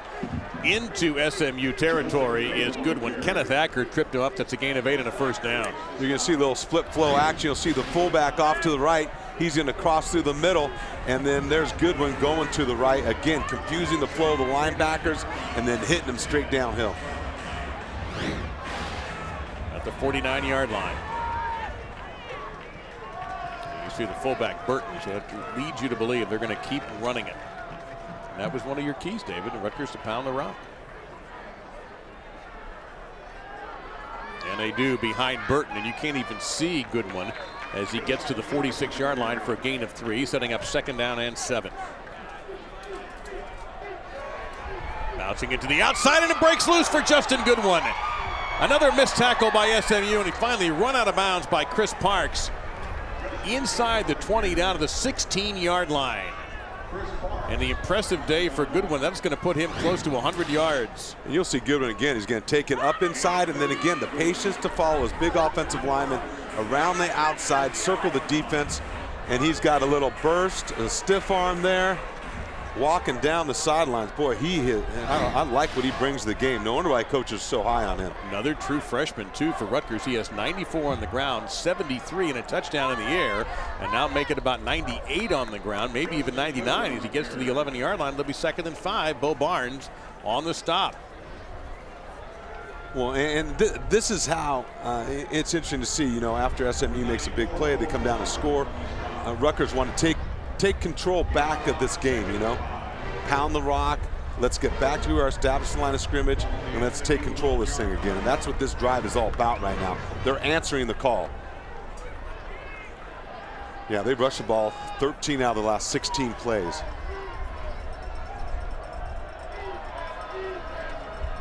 $14 of the last 17, and that one gets nowhere. Looked like Zach Wood, number 90, was primarily the one who clogged that play up. He's got some help there getting up off the pile. That might be Kevin Pope, number 3. Yeah, it is, the leading tackler for SMU coming into the game. So here's a 3rd down, and they're going to give him a yard to the 10, 3rd and 4. And Zach Wood right there, coaches talk about his motor, his leadership. He's not the most talented guy, but he's the most productive guy because of his high effort, his high energy level that he brings to that defense.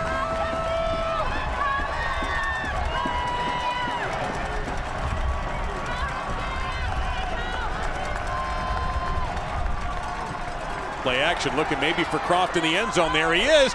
And is he in? Yes, touchdown Rutgers. That's what happens when you run the football. The play action game takes off, and Croft, you're going to see Tyler Croft again at that tight end position. You'll see him take off right here. We're going to hold it.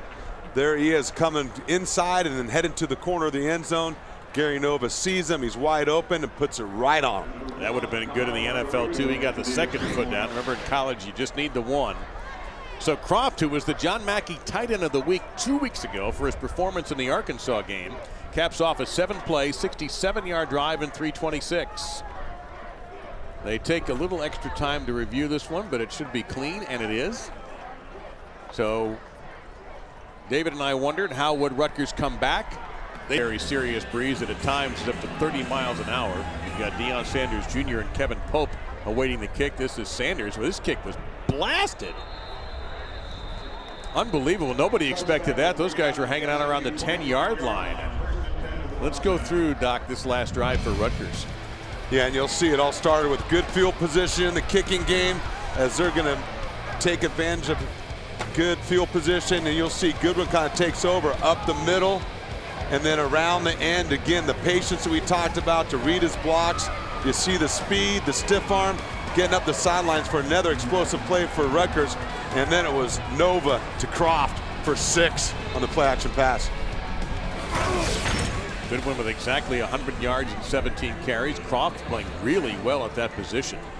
An endangered position in college football in some ways, but in the NFL, tight ends are as valued as anybody. Well, it's changing too. It's a tight end, not just the traditional inline tight end. It's an H-back. It's the guy that can play the slot and out in space as well. And Tyler Croft, a converted wide receiver from high school, has put on weight, has always been a great route runner, and a guy that can stretch the field, but has really improved his blocking as well, becoming a complete player for Rutgers. And SMU bringing 2 backs into the backfield. Gilbert flagged behind the play, is brought down by Marcus Thompson. Gilbert did not like what he saw downfield and has decided to try to make something out of it. And we'll see what the call is. Holding. Offense, number 50. It's a 10-yard penalty. First down. That's Ed Ardito, our referee from the American, and that's the backup center, Ben Hughes. We saw Taylor Lasecki limp off the field earlier. Number 52 is in there. And you'll see there it is. Good defense by Rutgers in the secondary. Gilbert nowhere to go with the ball. I think he might have left the pocket a little bit earlier there. And that's the end result of pressure, hurries, and hits. He sees a little color, trying to find a place to go. Hughes playing guard right now, number 54 SMU. He dabbles between both positions. So off the 1st and 20. Snyder in on the stop. So it's going to be 2nd down and 14 following that 6-yard gain. 2nd and 14. Straight ahead, bouncing off is Shed, making a tackle or miss, and Shed gets to the edge and steps out of bounds around the 30-yard line. It's a great play by Traylon Shed, back in the lineup for SMU. He gains 9 where it looked like he wasn't going to get anything. Now a manageable 3rd and 5. That's talking about keeping your feet alive. He runs in as Rutgers stuffs the draw play, but he doesn't give up, bounces to the edge and picks up a nice chunk of yardage for SMU.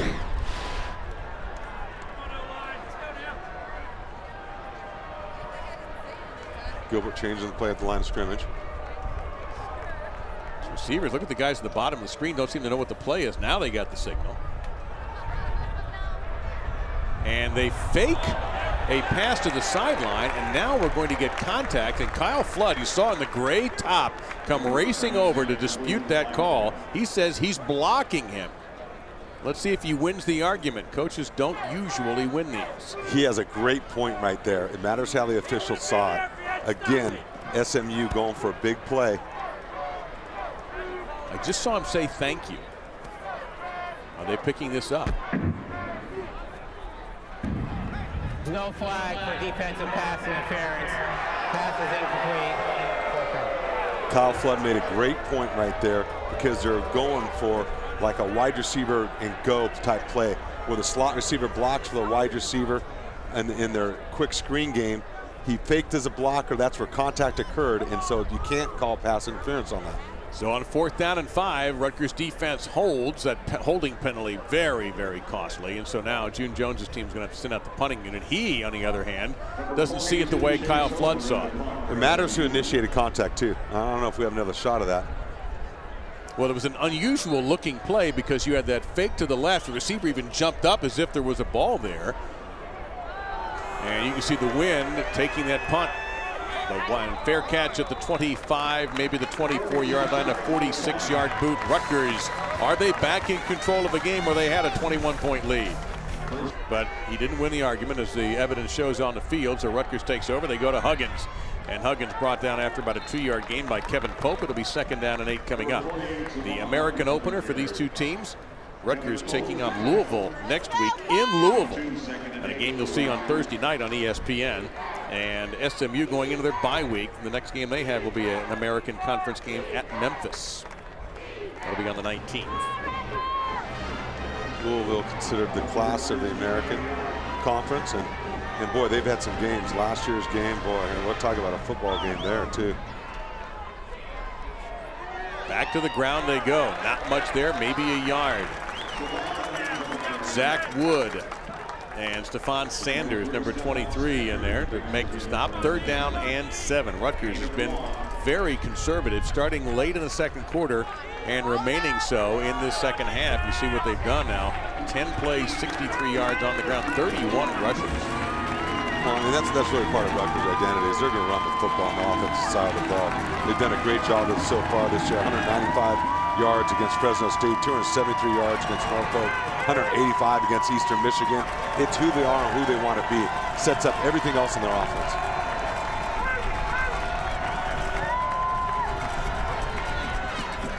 Nice pass in stride to the receiver and a 1st down to the 40-yard line. Ruhan Peel, a redshirt freshman from Linden, New Jersey, making the grab. Gain of a dozen. Happy to tell you that Jonathan Yenga has come back out of the dressing room for SMU. Number 2, he was out temporarily with an ankle injury. Hopefully he'll be able to get back into the game. Critical 3rd down conversion by Gary Nova right here. You're going to see Peel, the inside receiver. He's going to just break open as they run slants and slants across. He's open. He had leverage on the linebacker covering him in space. Nice pitch and catch by Nova. And back to the ground, and in the backfield coming in was Kevin Pope, number 3. That's going to be a loss of 3, 2nd down and 13. That's the way linebacker is supposed to attack the line of scrimmage. You're going to see number 3 right here. You're going to see him attack the line of scrimmage and make a TFL, tackle for a loss, on 1st down right there as they run a strong side blitz to that side of the line of scrimmage, and he makes the play in the backfield. He came in with 6 tackles for a loss. Picked up another one there. They're going to say 2nd and 12. Nova being chased, just gets rid of it and does so perfectly. The catch made by Quran Pratt, the senior, picks up 4, and that could have been a lot worse. Good play there by Nova to keep his poise. And here comes a gigantic 3rd down and 8. That was a great play by Gary Nova. I mean, it didn't result in the 1st down or anything, but he was on the verge of being sacked. He gathered under control, found an open receiver, did not force the football, avoided the sack. Now they got a little more manageable 3rd down. Rutgers coming into this game, Dave's 32% 3rd down conversions. They've more than doubled that today. Watch Coleman right here. He's been quiet so far. Just 1 catch for no yards.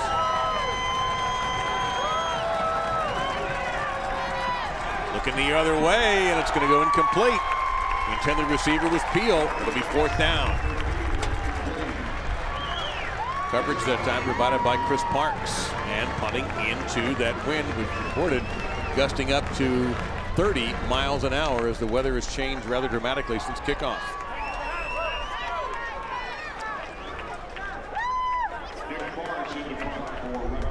Bryce Taylor back at around the 24-yard line. The last time he had to make a diving fair catch.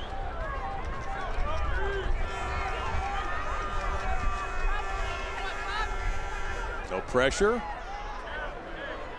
And pretty good kick. This is going to angle out of bounds at around the 29-yard line. Taylor's an excellent return man, so you really don't want to put it in his hands.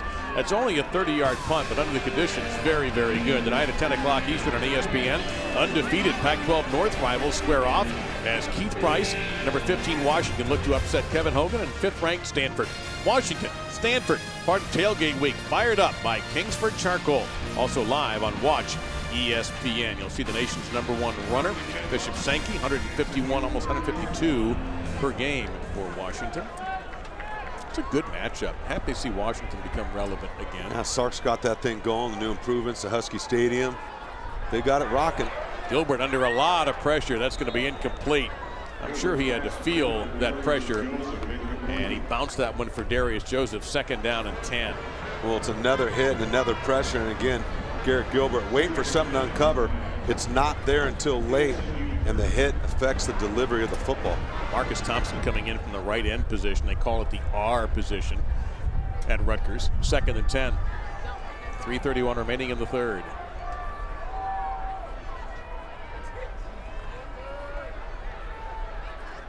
Pocket there, pass batted and knocked back down by Gilbert. Heady play that time by Gilbert. Looks like David Maluski, number 90, was able to bat that higher into the air, and Gilbert spiked it to make sure that nothing bad happened to it. 3rd and 10. Another example of that defensive line. If they're not getting pressure on Garrett Gilbert, they're getting their hands up and disrupting the passing lanes. And there's number 90. Again, putting his hands up there, good vertical, blocking the passing lanes.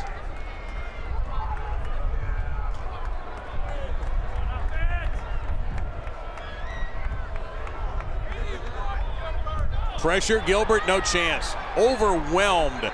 First hit came from Morrell, number 92, and he had company. Aiken came in there also, so it's going to be 4th down and long, and SMU is going to have to punt. The Rutgers defense stern on that possession. This time they bring pressure inside, but it's going to be Morrell again coming off the inside, just a little slap and rip around the edge of the guard. He's going to get pressure right away, and that's the 4th sack of the game for Rutgers. Quite a few hurries and a lot of hits. And we have a player shaken up on the field.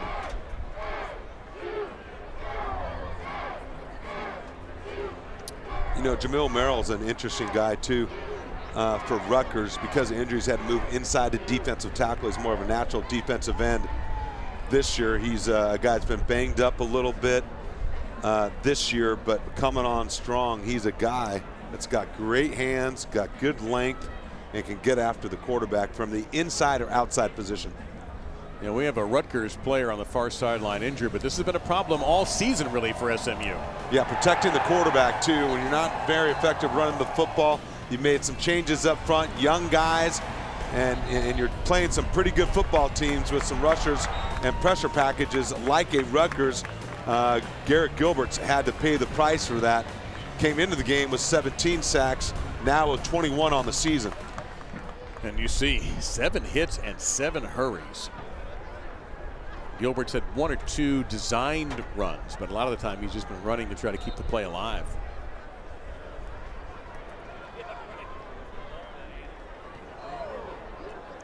Grant calls for the fair catch, and again making a diving grab down to the 40-yard line. Now this is kind of like the recurring theme from the first half, at least early on. SMU poor field position, Rutgers now getting very good field position. As you see June Jones right there, not happy with his offensive production. He knows they need help up front, and they're working on the communication. But it's a tough place to be young and inexperienced, and that's on the interior, as that's caused them some issues. Every once in a while you're going to get beat physically. The worst thing is when you make mental mistakes or missed assignments and you're not on the same page, and that's one area of your team that you really have to have a cohesive unit and great communication. 32, Justin Goodwin back in, follows his fullback. Oh, what a great tackle by Randall Joyner. A 1.5 yard gain. It'll be 2nd and long. It looked like that play was going to bust. Yeah, sure did. And there was Randall Joyner coming from the backside. You'll see him right here. He's going to shoot through the line of scrimmage right there. He's going to read the run and take the gap and make a great play. He doesn't make that tackle. That one's gone for another 12 at least. That's his 15th tackle. Well, he's very active. You can see why coaches are so high on him. He low center of gravity, plays with some pop, and very instinctive. He didn't play the last 2 games, losses to Texas A&M and to TCU. Nova, he's kind of making that one up. I don't think he expected that to be the play as he bounces one incomplete. It'll be 3rd down and about 8. Pass intended for Kevin Marquez, the fullback. I think he was kind of surprised because SMU was right there playing contain. He had to kind of throw his whole body around, set his feet, and try and get the ball out quick. Tough to do. You can see him rolling to his left. He's got to turn all the way around. The defender jumping into space affected where he could throw the football.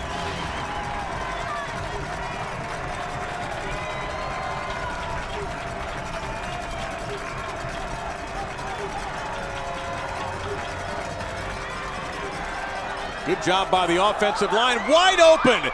Coleman to the 10, to the 5, and he can't quite get in. A touchdown saving tackle by Greenbauer, and Rutgers makes 3rd and long happen. Brandon Coleman, he's their big play guy. The numbers have been down a little bit, but that's because of good ball. You're going to see him in the slot right there. They move him to inside receiver and just cross the 2 receivers. He goes up the sideline. Big play for Rutgers, and Brandon Coleman almost got to the end zone. Yeah, 56 yards. You're going to see Coleman right here, and he's going to just come up here and go up the sidelines. The receiver's going to cross. They put him in the slot that time, and they find him right away on 3rd down. That's the fullback Burton in motion. Well, they run right behind him. They tried to, and got the ball across the goal line. Is it a touchdown, though? Waiting for the officials to signal. It appeared that Justin Goodwin had put the ball across, and he did. The officials confer and agree. Don't forget the touchdown will be reviewed anyway by the replay booth. But at the moment, Rutgers has the 6. That looks like a good call right there. A nice job by Goodwin, again, bouncing off some tacklers, keeping his feet. And you'll see him just leap and put the ball across before his knees touch the ground. Outstanding effort by the young freshman. 1 rushing touchdown, 1 receiving touchdown of 50 yards back in the first half. And it's got to make Kyle Flood and his staff feel very good that they can still run the ball effectively while their best running back, Paul James, is out. 4 plays, 60 yards in a minute and 29 seconds. And again, good field position helped, but a 56-yard pass helped more than anything else. And here's Coleman right here. Then instead of being outside, they move him inside the slot, and they're just going to run a little crossing pattern right there, a little scissors route, and he's going to open up on the sideline. He's 6'6". He's a big target, and there it is up the sideline. Brandon Coleman, explosive play again for Rutgers. There's been some talk that he's not as fast this year, coming off injury. Heard that from actually some of the Arkansas coaches made that remark that was on, but the folks at SMU didn't agree with that. They thought he was just as good as he was a year ago. Well, averaged over 20 yards a catch last season. That doesn't happen all the time. But I think it's also a matter of the offensive. Gary Nova kind of doing a great job of ball distribution. And there you see where Coleman did not get into the end zone that time, but he's poised to take over the all-time school lead in touchdown catches. Kenny Britt on there. 17. Now it's back to a 21-point lead. We've had some interesting runs in this game. Rutgers led 21-0. SMU worked it to 21-7 by the half, 21-14 at the end of the first play that SMU had in the 3rd quarter. And now we're back to a 21-point lead. This is Taylor at the 11-yard line. It's a little bit of a seam, but runs right into a Rutgers defender at the 26. It's listed on the stop, and so it'll be 1st down for Garrett Gilbert.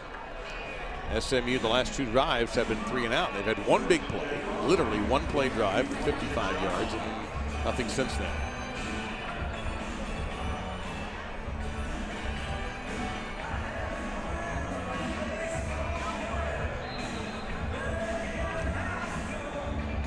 Casey Lemche is the tailback there, number 25. We've seen him occasionally with Shed in 2-back sets.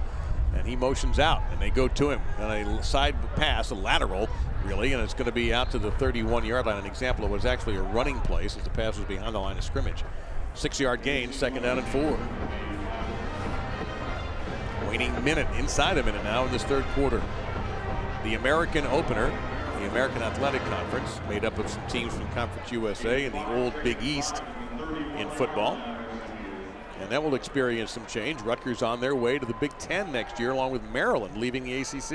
And Maryland is getting hammered today by Florida State. Holman showing some ability in space, gets it out to the 45-yard line, to the 46, tackled by Johnson. Gain of 14 and an SMU 1st down. Oh, doing a nice job getting some tough yards after the catch. Well, they moved him back to the 45. Still a 1st down.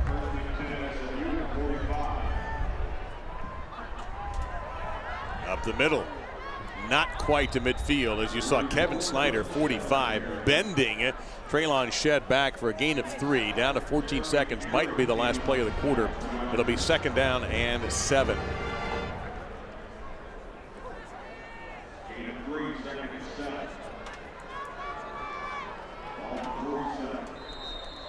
And that will be the end of the third quarter. Rutgers. Team Rutgers that does a great job pressuring the quarterback, and they attack you from every angle. You saw the pressure that time Gilbert faced, but that was just simply a drop by Jeremy Johnson. Nothing wrong with that throw. Johnson has had a very good game. Just unable to hang on to that one. So it sets up 3rd down and 7. No, 6.5. And Rutgers uses a lot of line movement. Even if they don't pressure, they're always moving their defensive linemen, bringing 2 guys down, wrapping someone around late. So there has to be great communication and coordination in the offensive line. Gilbert on a quarterback draw. Rutgers right there waiting for him at the 50-yard line. You saw Isaac Holmes, 72, slowing down, and Darius Hamilton, 91, finish him off. So 4th down and 5 yards to go. I can't imagine a punt here, and they don't certainly indicate it. Well, big Isaac Holmes took on the double team and then split it at the last second. He's able to get that hit on Garrett Gilbert. SMU has converted 1 out of 2 on 4th downs, and that is their percentage for the season, too. Now 4 out of 8. On 4th and 5, Gilbert throws to Johnson. He hangs on this time and gets the 1st down and a gain of 8 to the 42-yard line. Here's the poise of Garrett Gilbert and why coaches talk about his ability to stay calm under pressure. No one's tougher than he is. Thompson's going to come off the edge. He's going to have to step up, avoid the sack, and throw the ball in a tight window to Jeremy Johnson. 10 catches for Johnson. Now inside the 40-yard line is Darius Joseph. And he'll get to the 39, a short gain of 2. Kevin Snyder, 45, and White for Rutgers, the tackler. So it would be 2nd down and 8. He's David Diaz-Infante. I'm Dave Lamont, and we're delighted that you made us part of your Saturday. Starting to get now deeply into conference play around much of the nation, including here the American. Gilbert delivers. The ball is dropped. What's the ruling on the field? Is this going to be a fumble or an incomplete pass? The ruling is a fumble. And it's a turnover from Johnson, recovered by Johnson. As the officials are going to huddle, but it looks like he made the catch, turned to make an athletic move, and the ball comes out. Nice job of getting the ball out quickly. Looks like he has it, and the ball comes out. And we'll see if we're going to get a buzz from the replay booth. I wouldn't be at all surprised if we do. That's about as close as you can get. In the further review, the ruling on the field is a catch and a fumble. Steve Longa, number 3, who forced that, what at the moment is being called a fumble, and it was T.J. Johnson, the sophomore from Egg Harbor Township, that made the recovery. And that would be a serious blow to SMU's chances to make a comeback if this is indeed upheld. And don't forget, we all know the term, but indisputable video evidence is the standard here as to whether or not this is going to hold up or not.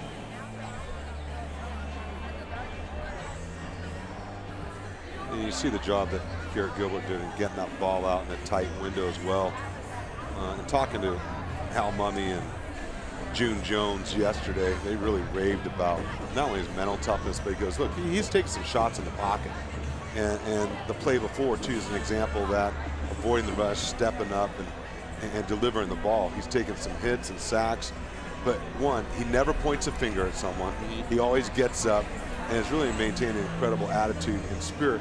And that's why his teammates have so much respect for him. He went through a lot of Texas. Yeah. There's no denying that. And when he came to SMU, another thing June Jones had worked on as much as anything to do with physical or anything else was getting him built back up, get the confidence back. There's nobody who has to be more confident in your football team, in my opinion, and look, you played it, than the quarterback. Yeah, no doubt about it.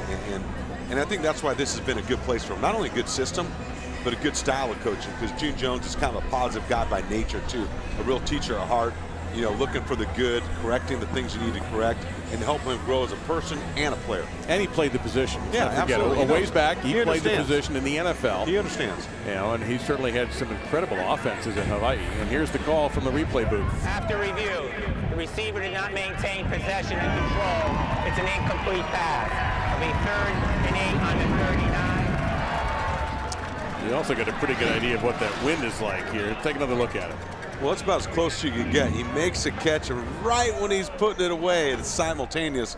That one could have gone either way, but the officials thought they had enough, obviously, conclusive video evidence. Tim Tomzik is the replay official in charge today. So a big break for SMU. That's a lifeline they needed. The 9th play of their drive coming up. You see what happened. That first play, boom. You might have even missed it. It happened so quickly, but since then, not so much.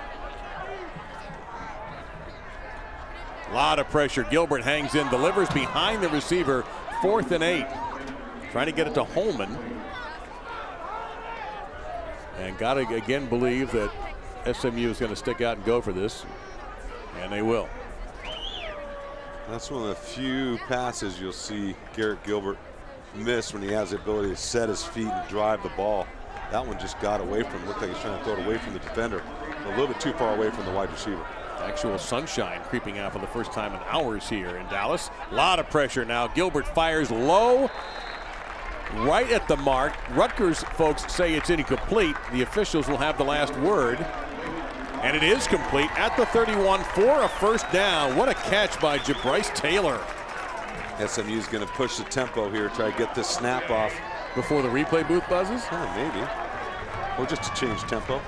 Well, the referee is stopping play for the moment. I think they want to get the chains moved because that is a first down to the 31-yard line. Did he really catch this?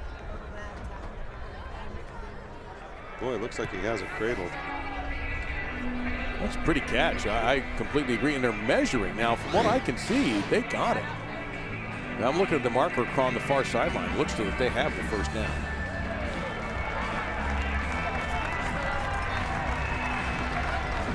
Well, again, Gilbert really had to hang in there because there were about 7 white jerseys coming after him that time. Once again, he was under pressure.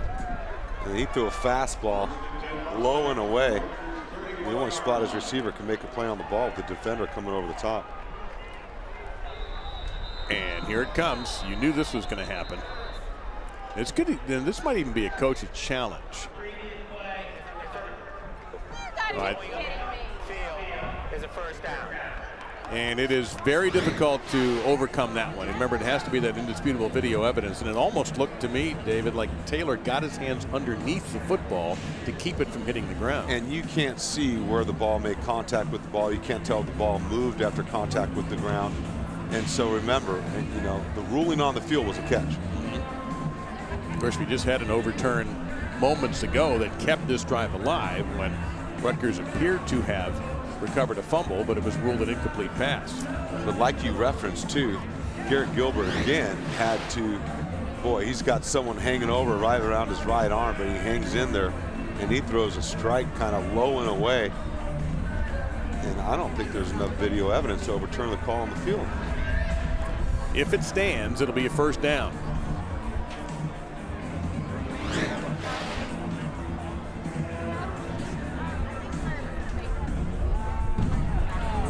After review, the ruling on the field of a completion stands. First down.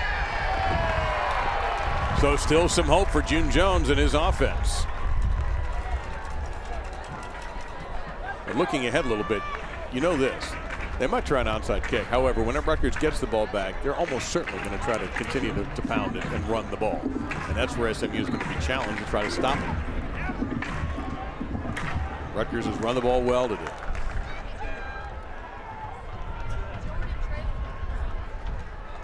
Gilbert underneath, catch made at the 25-yard line by Darius Joseph. That'll be 4 yards short of the first down. 2nd down and 4 coming up. Lunga and TJ Johnson in there on the stop. 12th play of the drive coming up.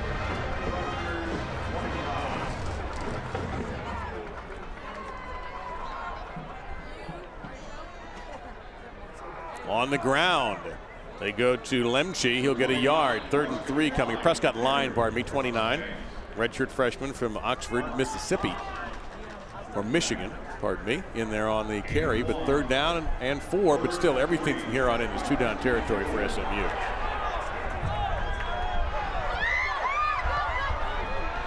And that's right at the mark. Darius Joseph, you see the marker yourself there. And that, if that spot holds, that'll be a first down. A lot of frantic substituting going on between the two teams, too, with Rutgers trying to get some fresh bodies in here on this long drive. Well, they got caught trying to substitute on a play before. SMU went up tempo, caught him in transition, and able to get the quick pass out there. It is a rule of first down at the 20-yard line.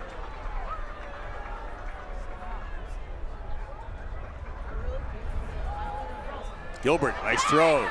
Inside the 15 to the 13. Jeremy Johnson with his 11th catch, gain of 7. Steve Longa on the stop. Well, Rutgers just plays man-to-man coverage, and Jeremy Johnson just beats his defender. A little out route, quick out route, and Gilbert puts the ball right on him. Underneath again, inside the 10. Catch made by Joseph. It's been primarily Joseph and Johnson. And that is a first down. So it's 1st and goal from the 9. Waters on the stop. And that was the same route to the other side to this other slot receiver, Joseph.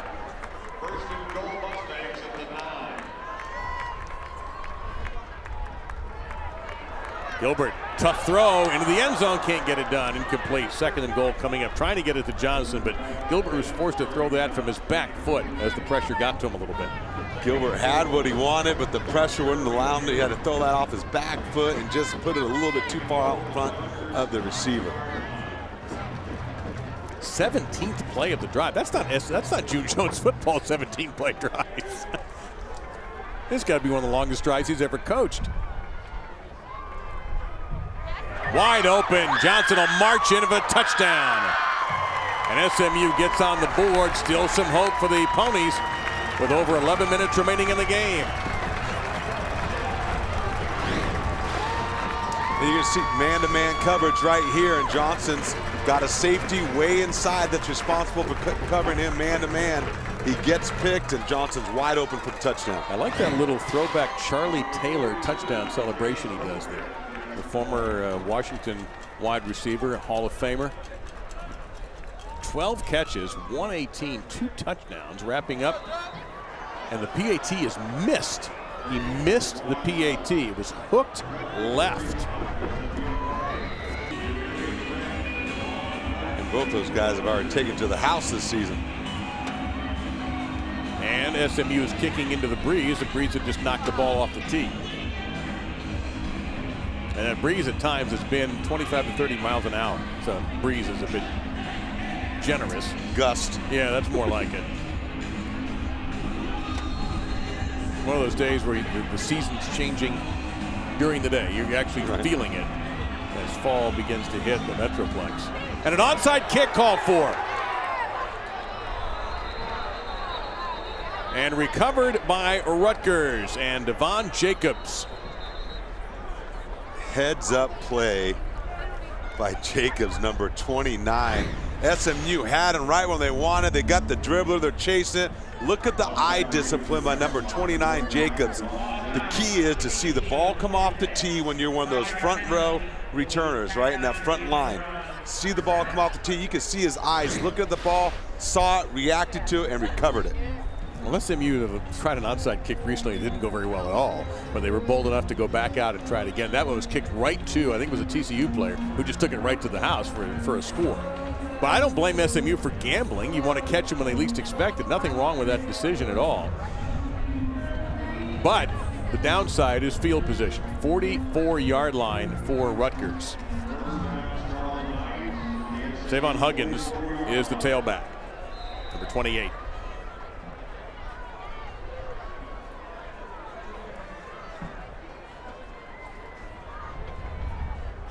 And they go play action. Gonna go deep. And incomplete.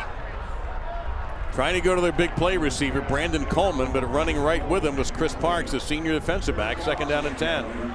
Taking a shot play. Anytime you have the ball between the 40s, it's a great time to take that shot down the field. And Brandon Coleman at 6'6", his ability to run is the right guy to try that. The two head coaches come out swinging. June Jones tries to land the first punch with the onside kick, and Kyle Flood tries to counter. Hey, the first 2 punches for Hagler Hearns didn't land either, but it was a good fight after that.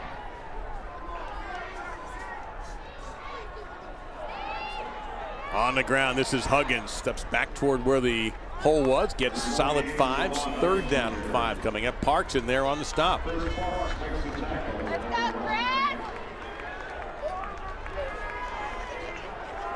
Been interesting to see this Rutgers offense evolve under the guidance of Ron Prince. Bringing a little more diversity and a little multiplicity to that pro-style offense. Mixing it up from 2 backs, 1 tight end, to 2 tight ends, to 3 wide receivers, to open really mixing things up and giving Gary Nova some tools to really work with. Pressure here under, and beautiful throw by Nova. Ball is fumbled right into the hands. I think that's Michael Burton, the fullback, who recovered the fumble. And we have an SMU player injured back at the 37-yard line. It was Pratt who made the catch. Taylor for SMU waiting around the 10-yard line. I think that was a good call, David, because it's consistent with the call that we had earlier in the first half. Yeah, you have to make an athletic move. Taylor, fair catch. Ball down at the 2 and into the end zone. That's going to be a touchback. Well, NASCAR's best continued the drive for the championship in round 4 in the chase for the Sprint Cup. Points leader Matt Kenseth looks to hold off Jimmy Johnson and Kyle Busch for the top spot. The NASCAR Sprint Cup Series at Kansas, presented by Dodge Durango. That's Sunday at 1 on ESPN. Also live on Watch ESPN. 6 to go to Homestead. Jimmy Johnson winning Sunday at Dover. The guy's got 23 wins in chase races. And he's closing. 8 points back. Bet against him at your own risk. Now, that missed extra point kind of hangs in the air a little bit, too. You know, that's why we're at 20. This is not a day for field goal kickers. I got news for you with this breeze. See what Gilbert has done so far. No interceptions. He did have a turnover on a fumbled snap. Going to take a shot. A lot of contact. Any flags coming out? No. It'll be 2nd down and 10 as they went deep down the field for Jabryce Taylor. Have not seen SMU throw too many deep passes. 2nd and 10 coming up. Nice ball there by Garrett Gilbert, putting air on it. Just, boy, Taylor almost was able to make a one-hand catch. A little jostling going on there. Was almost able to pull it in. And that was Nadir Barnwell in the coverage. He's had a heck of a game. True freshman. That really speaks to Rutgers recruiting. Nice pass there. Johnson, 13th catch. He gets popped at the 35, fights for an additional yard before he is finally stopped by Lorenzo Waters and many others. Hal Mumme is out there, the passing game coach, saying, hurry up. Don't argue with the officials. Just get down the field. We don't have much time. It's a gain of 17. Yeah, let's push the tempo right now. There you see Hal Mumme. He was a third of the way out on the field, just waving his hand, move forward.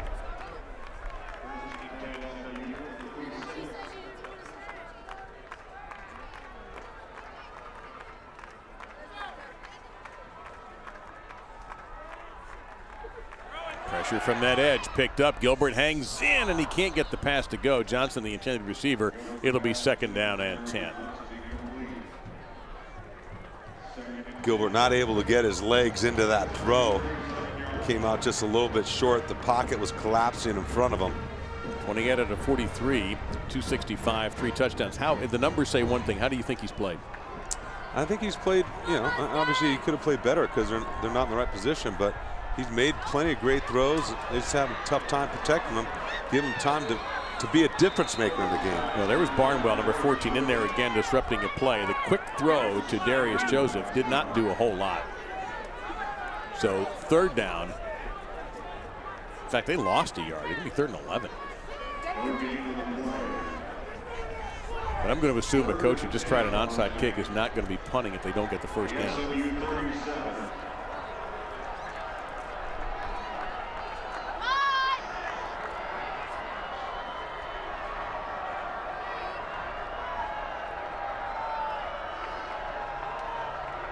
Ran that down to 5 on the play clock. Why? Oh, and Johnson turned to run for the 1st down he thought he had. And now it's 4th and 11. Jim Jones checking the play chart. Oh, this is just an unbelievable mistake by Johnson. Yeah, and Johnson wide open right there. Had the ball. Just couldn't tuck it away.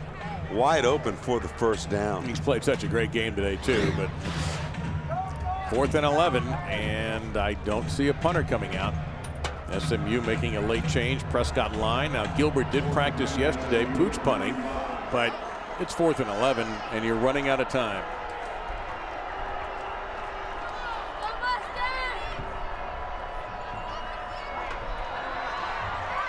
Gilbert all kind of time underneath, but it's short of the 1st down. That won't even be close. They're 2 yards short. The catch was made by Steven Nelson. They needed 11. They only got about 9. So Rutgers takes over on downs. I think the pressure coming off the edge forced Gilbert to hitch up in the pocket. He got off his primary read. Looks like he had something going over to the 3-receiver side. And on the SMU sideline, the temperature dropped a few more degrees. So on the turnover on downs, Rutgers at the SMU 45-yard line with 8.5 to go to try to run the game out and go to 4-1 and 1-0 in the American. And they've done it with a great performance from this freshman running back, Justin Goodwin.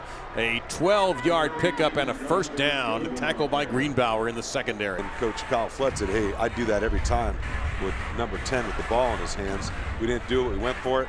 Got no regrets. And Louisville, by the way, already jumping out on Temple, as you kind of figured they would, 27-0. So those teams will be flying high when they meet in Louisville.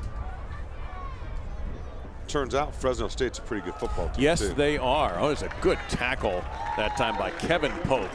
No gain on the play. Second down and 10, but under 8 minutes in the game. There is some definite talent on this SMU. It seems like the numbers are always high against them, but we've seen some very good talent. Pope, Yenga, who's shaken up. Joyner has been spectacular. Bo Barnes played well too. Texas Tech 41 points, Texas A&M 42, TCU 48. Much of that late in a game that SMU was leading at one point, 10-7. Out of the 30-yard line, it'll be third down and 7 coming up. Goodwin again. Nothing subtle right now about Rutgers' approach here.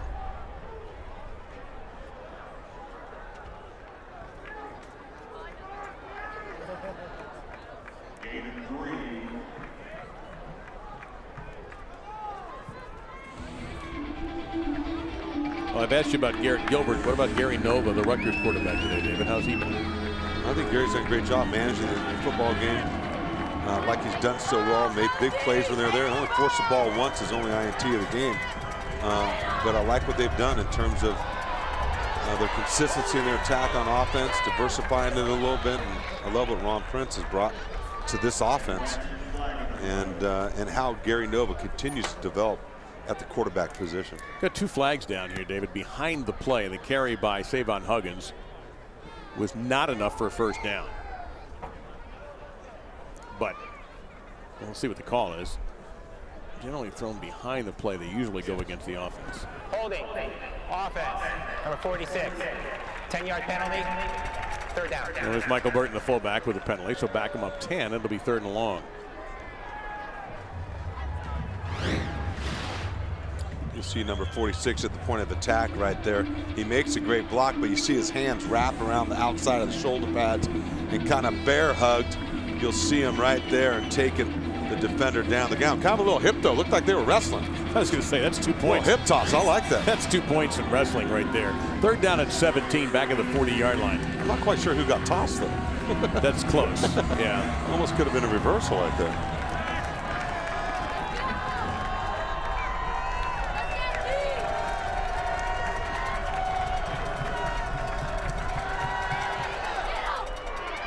Screen pass goes nowhere. A loss of 3. Another tackle for Kevin Pope.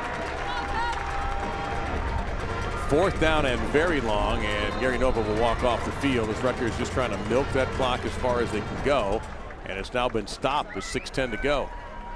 Long one because he's hanging out around his 10-yard line. He has returned 1 this season. This very high in the air and very short and unbelievably good. Down to the 6-yard line, Nick Marsh, a former Utah punter, 36 yards, tucked another one inside the 20-yard line and has put SMU in a really uncomfortable position. Tonight on ABC's Saturday Night Football, Urban Meyer and number 4 Ohio State look to stretch the country's longest winning streak to 18 against Pat Fitzgerald and undefeated number 16 Northwestern. Saturday Night Football presented by Windows as part of Tailgate Week, fired up by Kingsford Charcoal, 8 Eastern, 5 Pacific on ABC. This has been a series dominated by the folks from Columbus over the years, but these teams have not met since 2008. Pat Fitzgerald has become one of the brightest young coaches in the game, and this is really going to be a fun one to watch. I think what he's done with that program, an exciting brand of football they play, they're wide open. Down to the 9-yard line on the short swing pass. That's up 2nd down and 6. Lemche on the catch. It also proves that the so-called brain schools like Northwestern, like Stanford, can win in big-time college football. Having smart players is a good thing. Went out the other direction, pretty much the same play, getting outside the 10 down to the 13. Going to have 3 yards to go to keep this drive alive. Tackled by Maluski.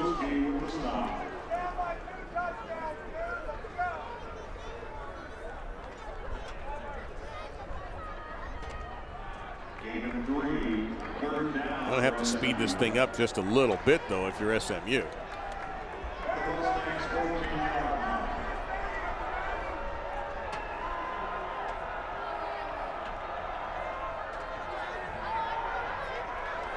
Gilbert going to go deep down the field. Got a man at the 40-yard line. That's Taylor. Ball is out. And is he out of bounds, though? Boy, he got a break. He had about a 3-yard head start. You see the official with that beanbag down to the 18-yard line. He had a big lead. And Gilbert threw the deepest pass we've seen so far today. And you see Gilbert, too, again, had to hitch and get that ball over the top of the secondary. Lorenzo Waters, the safety, allowed Jabryce Taylor to get behind him. We're going to mark the ball officially at the 18-yard line. That's a live, unless they said he was out of bounds, his foot stepped out of bounds. It's a 68-yard play. They go to the ground, and they go nowhere. Maybe a yard for Traylon Shed. 2nd and 9. Taylor fumbled that thing when he went to go put it away in the left hand away, towards the sideline like you're supposed to do. And the ball just kind of came out of his arms. They ruled that he stepped out of bounds. Otherwise, that's a live ball that Rutgers could have easily fallen on and returned.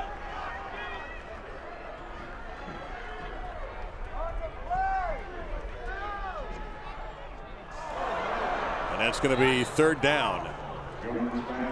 Let's go back and take a look at that, because I thought he stepped out of bounds. Let's see what the exact thing happened here. As he goes to switch the ball, he loses it. You're right, he didn't step out of bounds. That ball was live. So inbounds and gets kicked out of bounds by the Rutgers player. But that would look where the ball was kicked out of bounds, inside the 10. Yeah. All right. 3rd and 8. Doesn't matter now because we have moved on. There's another catch for Jeremy Johnson.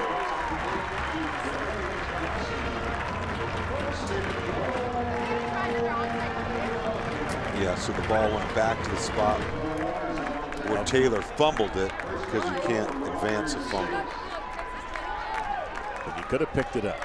And that was a fatal, not a fatal. I think Rutgers would probably survive that, but it certainly could have put the game on ice had they been able to hang on. It was just a strange play. Gilbert looking to the end zone. Got a man. Got the touchdown. Darius Joseph. Wait a minute now. Going to look to see if they go for 2 here, or get the 1 and go for 2 later. And Hover, the kicker, is out there. I guess the logic here is the 1 should be easier to get. Of course, they missed 1 earlier. That's why we're sitting at 26 right now. So hold on a second. 3:38 to go, and we're far from finished.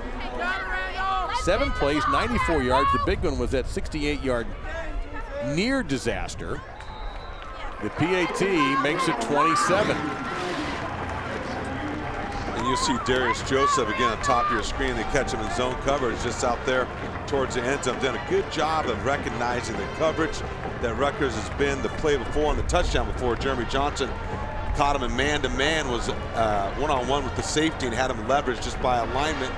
The touchdown there. Now they catch him in zone. He gets to the end zone. And that's another quick touchdown for SMU, as Gilbert right now, 35 of 53, 365 yards and 4 touchdowns. The production's there. I'm going to assume another onside kick is coming too, although, last time they onside kicked with about 10 minutes to go and it didn't work. SMU with 2 timeouts, Rutgers all 3 of theirs. Do you try the onside kick again and rush your offense right back out there, or hope that your defense can buck up one more time and get the ball back? And of course, you're going to need the 2-point conversion.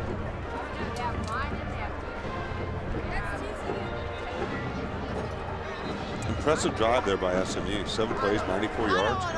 Getting it down the field.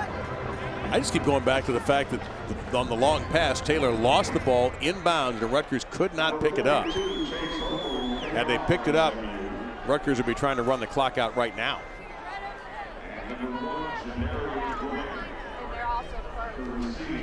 So Janarian Grant is not even back deep to receive. He's at the 30-yard line awaiting this anticipated onside kick.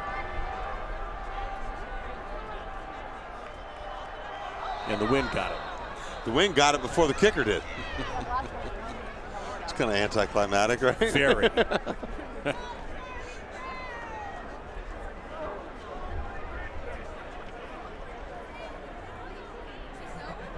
Now, of course, the other thing is I'm sure that Hover wants that ball exactly in the spot to make this kick easier.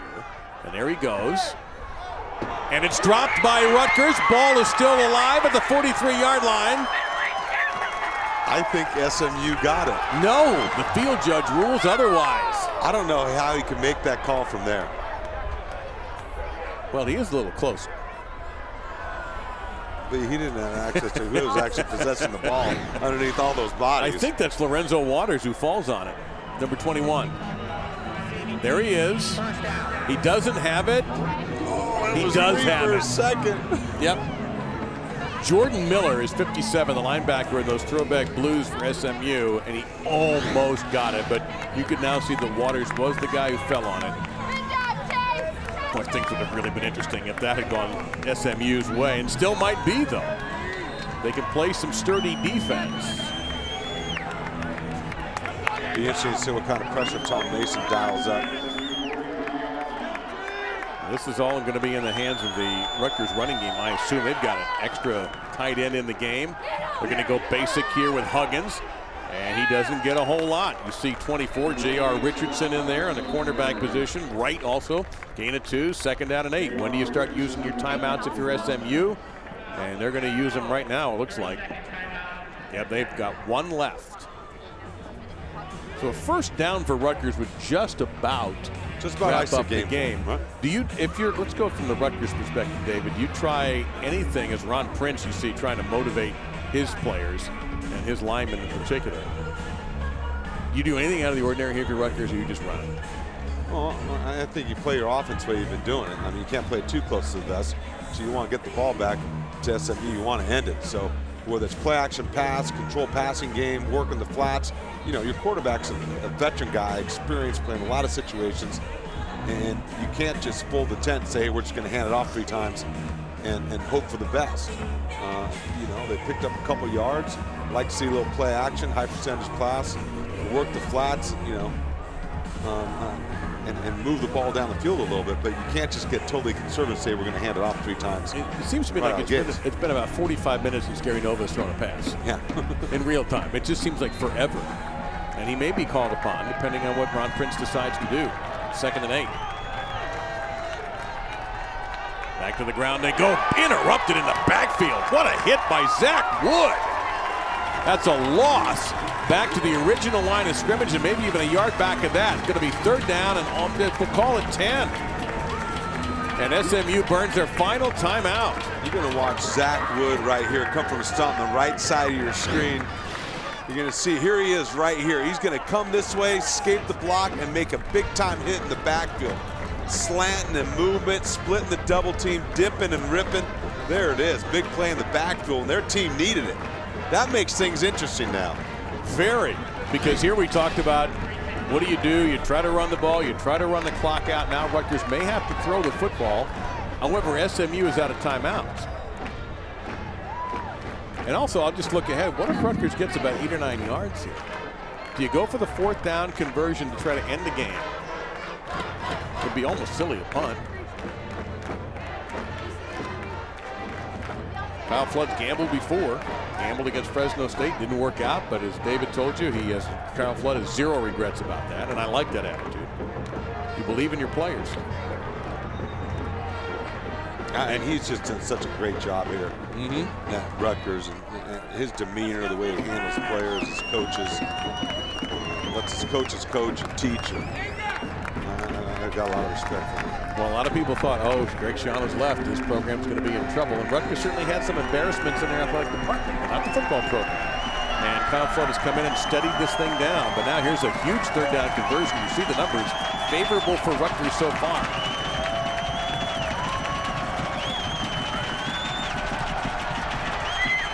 Nova going to have to improvise. Gets away from one. Doesn't get the first down, but he got it to 2 yards short of the first down. 4th down and 2 from the 35-yard line of the Mustangs. And now they're going to go for it. And you got an SMU player struggling to get off the field. That was Montez. He leaves the game. Coming back into the game is Yenga. Gary Nova did not force the ball down the field. Uses athleticism. He has plenty of it. And picked up a big chunky yardage for his offense to make this manageable. Kyle Flood's going to take this down as far as he can go and call a timeout. There he goes. 1 second left on the clock. Timeout by Rutgers. They have 2 remaining. And Rutgers has been pretty successful running the football for the most part. They do not have Paul James, their very talented sophomore running back, number 8 in the nation.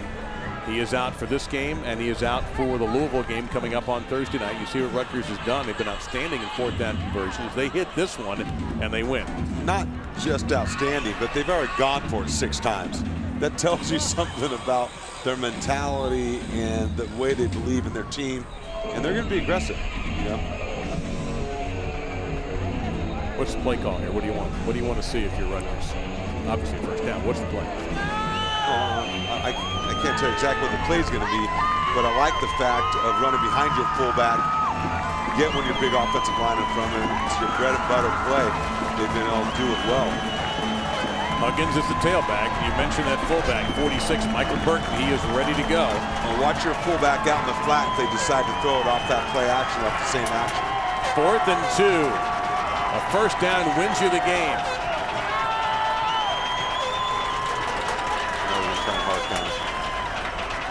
They go. They don't get it.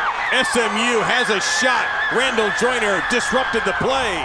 With 2:24 to go, the Mustangs are out of timeouts, but they've got the ball.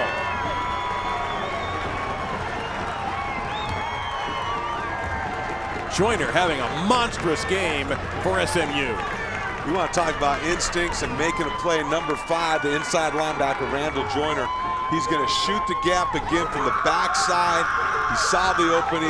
He beat the double team. You're going to see him right there. He's at the line of scrimmage. He sees his gap. He takes it, dips his shoulder, and refuses to let go of the legs of his running back till the rest of his teammates can get there. And Jonathan Yenga was that other teammate, number 2, that helped him out. He had left the game a little earlier with an injury. Gilbert under pressure, throws, caught at the 47-yard line, breaking through to the 50 is Johnson. 45 Johnson, 40, 35 Johnson, inside the 30, still going. Johnson, the ball came out of the 20-yard line. Who has it now? Taylor of 83 has it for SMU. What an effort by Johnson just to get down there.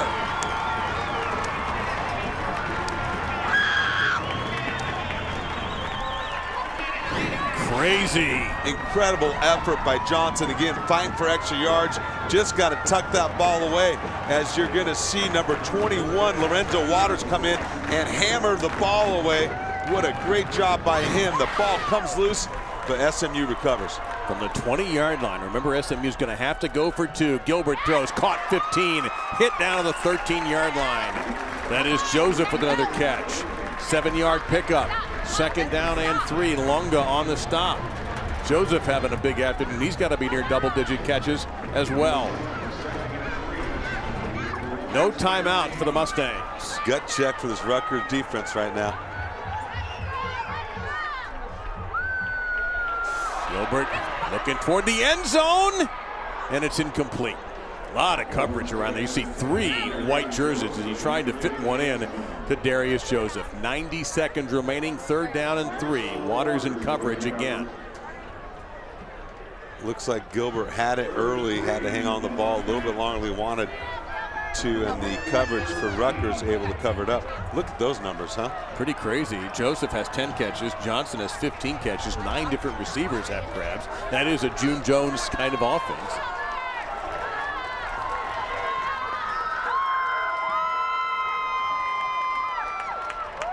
comes pressure from the edge. Gilbert throws in the other direction. This is Johnson. One-on-one, he has the first down. Johnson makes one-man miss. Still fighting for the end zone. I don't know if he made it.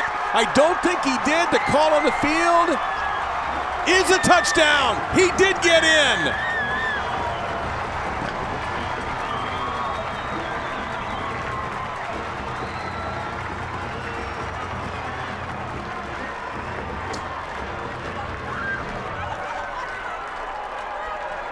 What an effort by Jeremy Johnson, number 15. Look, they got him outflanked again on the edge. Look at the hesitation, the moves, and he is going to fight to get that ball across. I think he's a little short. He didn't even come close to getting in. Boy, the official's right there, too, looking at it. This isn't close. Oh, his knee is not down. He's short. But his fanny's down, and the ball is not across. Yep. So, and that's not a touchdown. So, and Johnson can barely move. I mean, he has played himself to the point of exhaustion. Don't forget, it was his remarkable effort on a 45-yard, really almost all yards after the catch, that got SMU into the red zone in the first place. 16 catches, 203 and 3 touchdowns. If that touchdown holds up, otherwise it's 2 touchdowns. We got to be honest, we don't think, and I don't know how you all feel watching this wherever you're watching, that he made it. You know, sometimes little things come back to haunt you. That, the PAT earlier when it was 35 to 20, could have been 35-21, is going to put SMU in the position, if they are able to score or if this call holds up. And the ruling on the field, now the official buzz has come down from Tom Tomzig, but it is very hard to imagine that it will be ruled anything. So now you're going to be looking at first down and goal from there. And the tough thing about this spread pass-heavy offense in tight spaces near the goal line, what do you do? How do you get heavy? How do you get big? Or do you even do it at all? You play your base offense, try to run some kind of rub or pick concept down there to break someone open. They've had a great deal of success doing that. Only now the field is constricted. But the offensive line's done a good job keeping people off Garrett Gilbert's back in this quarter in particular. They have gotten better and better. No quitting this team, shown a tremendous amount of heart and character, and it's been truly exhibited in the effort of Jeremy Johnson and what he's done for this football game. 200 yards receptions, fighting for extra yards on this drive, just outstanding. We're waiting on the ruling from the replay booth as to whether or not that's going to be called a touchdown. The ruling on the field is a touchdown. Indisputable video evidence seems to indicate that he didn't make it. But gosh, what a day for Jeremy Johnson. I hope the guys in Bristol at least give him a helmet sticker, regardless of how this game goes. He's earned it. After review, the ruling on the field stands. Touchdown. So SMU will have to go for 2. Now, interesting, because our camera angle was not all the way down the line of scrimmage. And you see the official right there standing on the goal line. He had the best vantage of anybody. I'm surprised that was not overturned. But he's the one that had the clear saying, look, Kyle Flood is he's going to challenge. But what? Can you challenge? Can you, like, such a thing as double jeopardy in the law?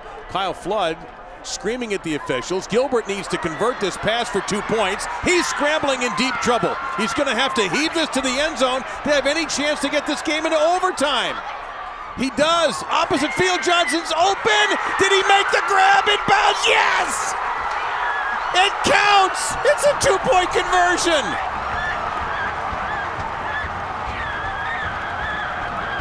Are you kidding me?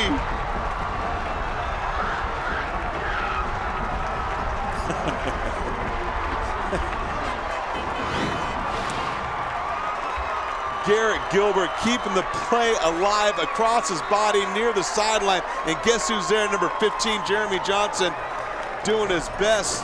He caught Chris Carter along the back of the end zone. He catches it. Toe is in. Ball is received. Wow.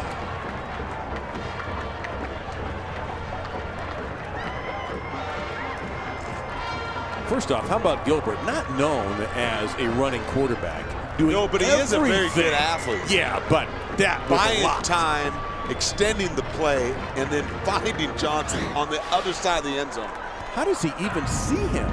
Previous play is under further review. The ruling on the field is a catch. Well, I no longer am going to comment on the reviews, all right? Because I agree with you. I am not at all certain that other play was a touchdown, but this is just insane. How difficult it is to maintain your eyes on the receiver you're covering. Yeah. I thought it was out of the end zone. How long do you think that throw is in real yard? Not you know, that's not a 20-yard throw. Is that like a 40, 50-yard throw you Well, have to it's, make? you know, 53. It's, you know, that was a 10-yard throw from where he was at to the back of the end zone, a 20-yard throw. Then almost the width of the field, right? Yeah. That was a good 45-yard throw across his body.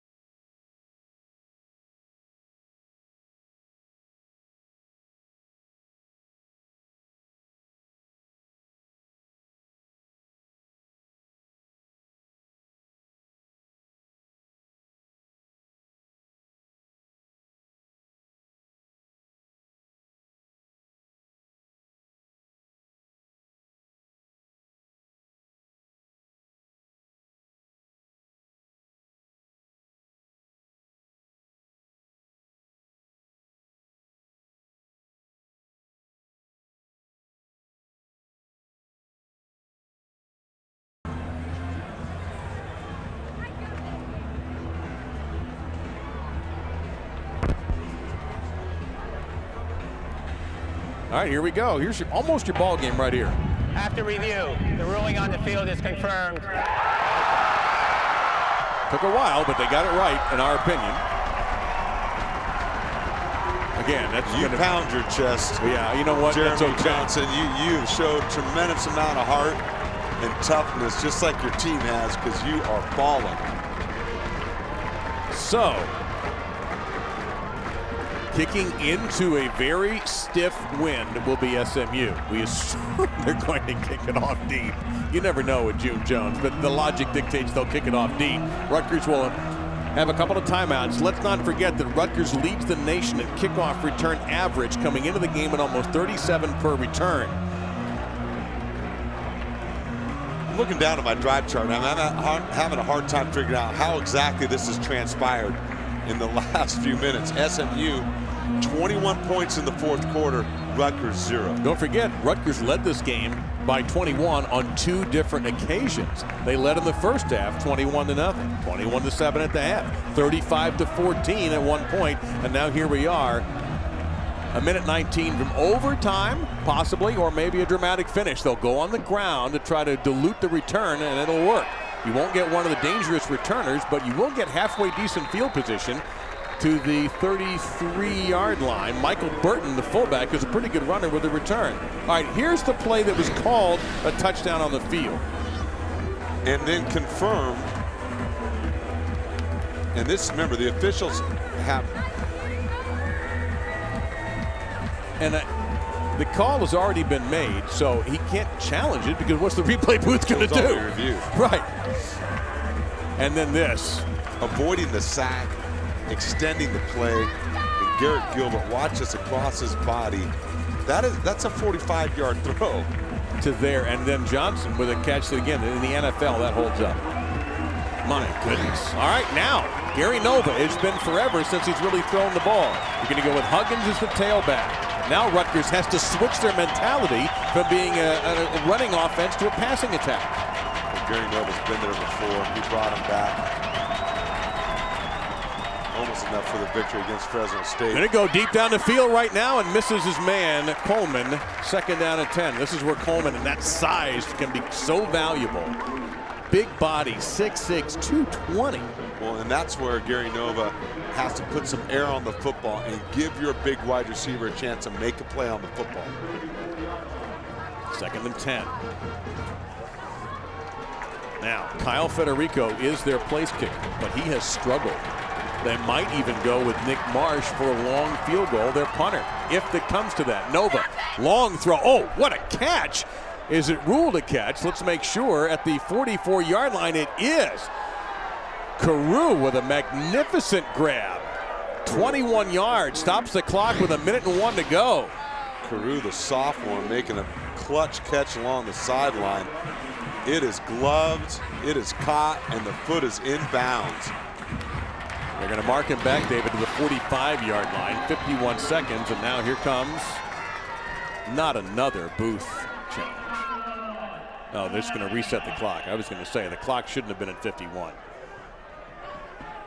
That play was out of bounds, so they need to back the clock back to 61 seconds to go. Rutgers still has 2 timeouts. And you have the wind at your back, so how comfortable is Kyle Flood with his kicking game, which has been a bit of a problem this year?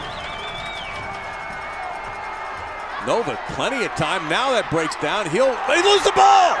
SMU has it. Picked up by Kevin Pope at the 35-yard line. It's SMU ball with 50 seconds remaining.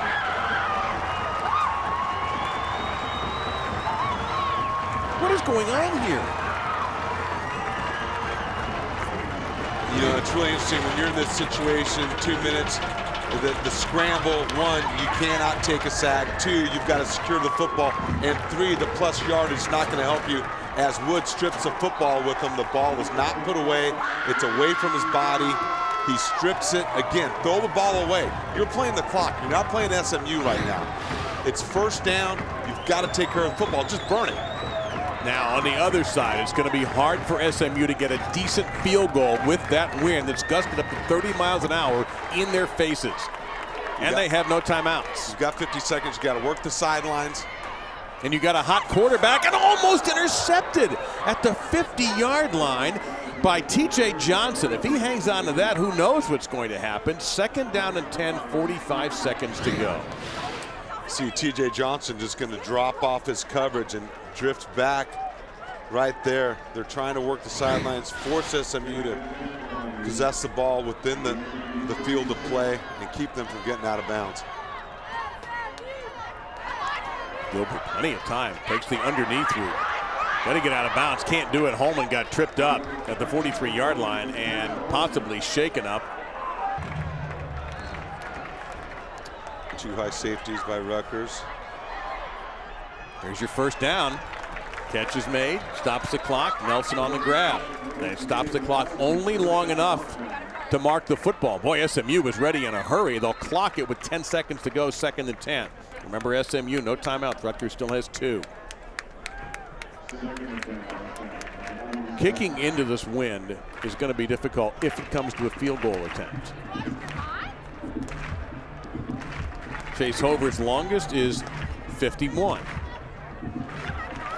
And it is dead into the wind. So I would say you've got to get down to the 30 more yards down the field to really be comfortable, but I don't know if you're going to have time to do that. Gilbert in trouble. On the run. Catch, couldn't get out of bounds to the 29-yard line. How fast can they get down? And they're going to rule it incomplete. 3rd down and 10. The official went down to a knee and pounded the ground with his hand to say incomplete, ball was down. 3 seconds, 1 to the end zone. That'll be it.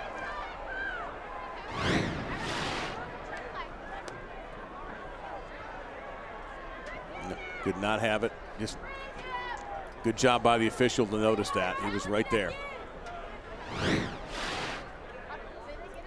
Well, I know what high safeties are, David. That is 3 DBs hanging around that goal line right now. And Coleman should be one of those guys at 6'6".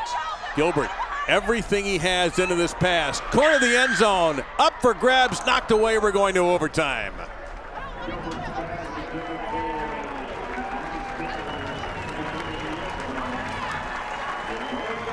And by the way, Coleman was out there. You see him right there, jogging up very casually as if there was no, I'm out there all the time playing defense. Didn't you notice? Center field. Oh, they throw the ball. They're going to sling it. And they sling it out again. Oh, Johnson. What a grab that is. He'll get 5. Well, he just, he's not a big guy. They list him at 6 feet, 179. But he just runs hard. He runs through people. Hey, he's tough. And that's hard. It doesn't show up on the stat sheet. But watch a one-handed catch. Focus, and then yards after the catch. You're going to fight for him. Getting upfield. 5 yards on 1st down. 2nd down and 5. Now onto the ground. That's going to be spun for a loss of a yard. Marcus Thompson, the senior from Lauderdale Lakes, just outside of Fort Lauderdale in Florida. 3rd down and 6 coming up. Well, he's going to come unblocked off the edge and close the corner. Thompson, he's a long, athletic guy, dipped, and there's no way that Shed was going to escape that tackle.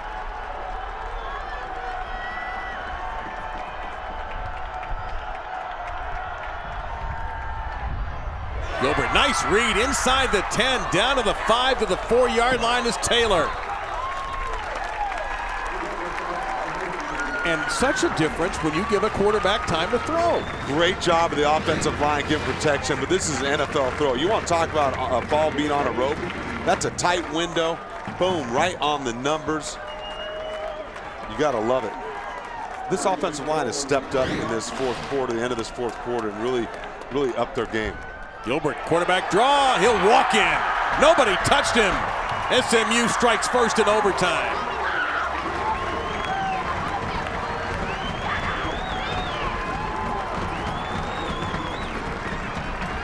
Now let's not forget that Hover missed a PAT earlier.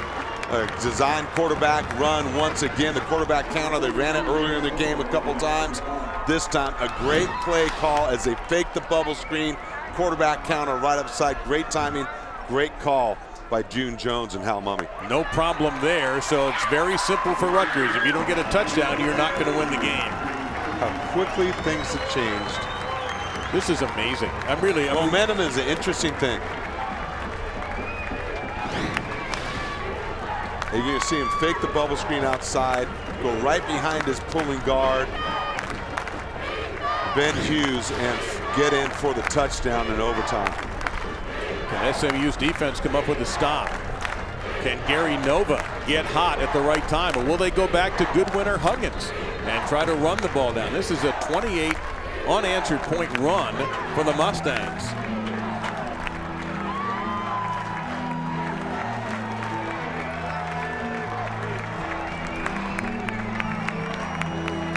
We haven't seen Justin Goodwin in a while for Rutgers. It's Savon Huggins at the running back position. Paul James, if you're just joining us, not able to play for Rutgers after being hurt against Arkansas a couple of weeks back. It's end zone or bust for the Scarlet Knights.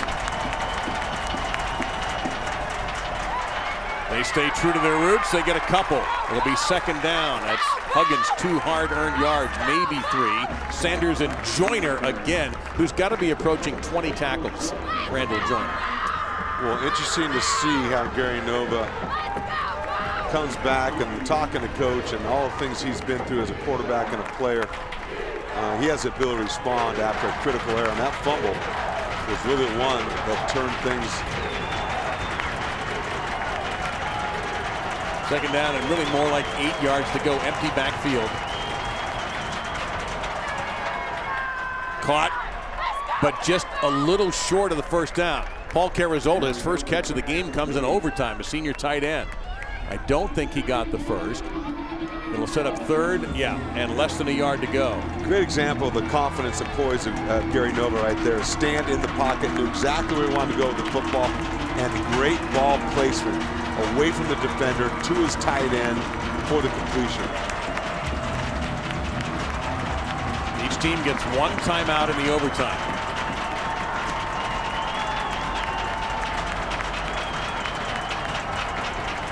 Pulling off the protections, Nova is. On the draw. I think he got it with a little help from one of his linemen, I might add. Right on the 15-yard line. That is close. I think he's short. Yeah, you know what? I thought he got there initially, but you're right.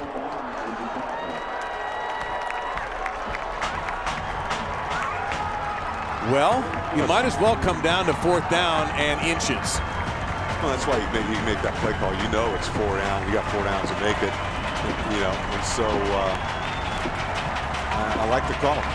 We'll see if SMU's defense can answer the call once again. Well, if they do, they win. Yep. It's that simple.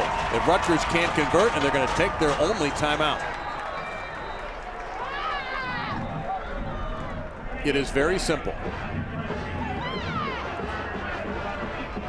And I understand now they're going to be reviewing the spot. In addition to Rutgers taking the timeout.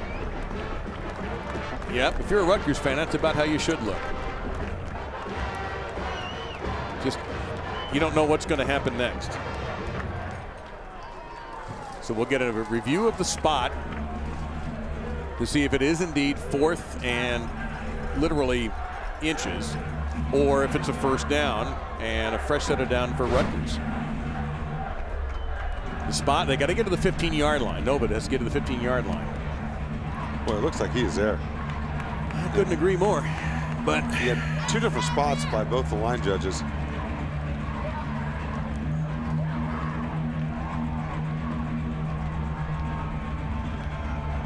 And the angles, remember the officials in the replay booth get the same shots that we're looking at too. And that is a tricky angle, I'll say that. And that's critical because it has to be indisputable video evidence.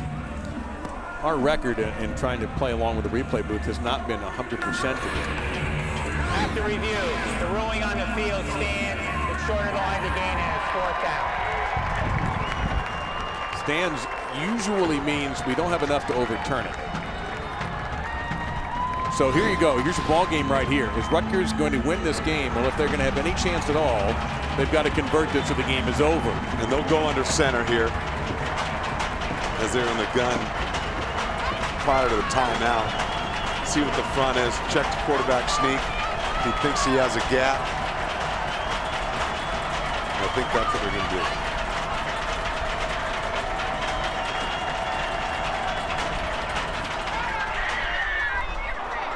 Game will go on. First down.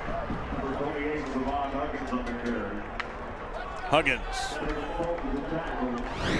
for 1 yard. You see some penetration there by SMU, but a nice job of just finding the crease by Huggins. Kevin Pope was in there for SMU, but now Rutgers stays alive.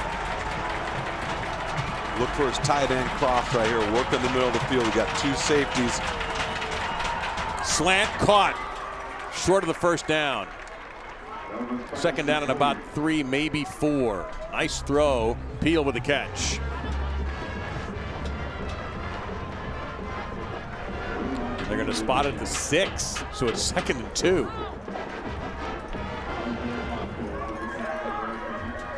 Crazy day in Dallas. Temperatures changed, about 15 degrees cooler than when we started the game. Got rain come in, sunshine coming out, windy all day long.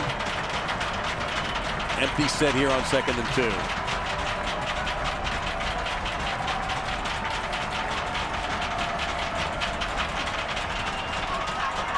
Pressure, end zone, 3rd and 2 is next. Tom Mason brings pressure. He's going to live and die by the sword. They get there clean, but Nova gets the ball away, but good coverage. Well, don't you have to kind of be who you are? Yeah, you got it. And I know one thing about Tom Mason. He is going to bring pressure. He will live by it. And he trusts his guys to cover in the back half. 3rd and 2. Rutgers has already converted 1 4th down on this first possession in overtime.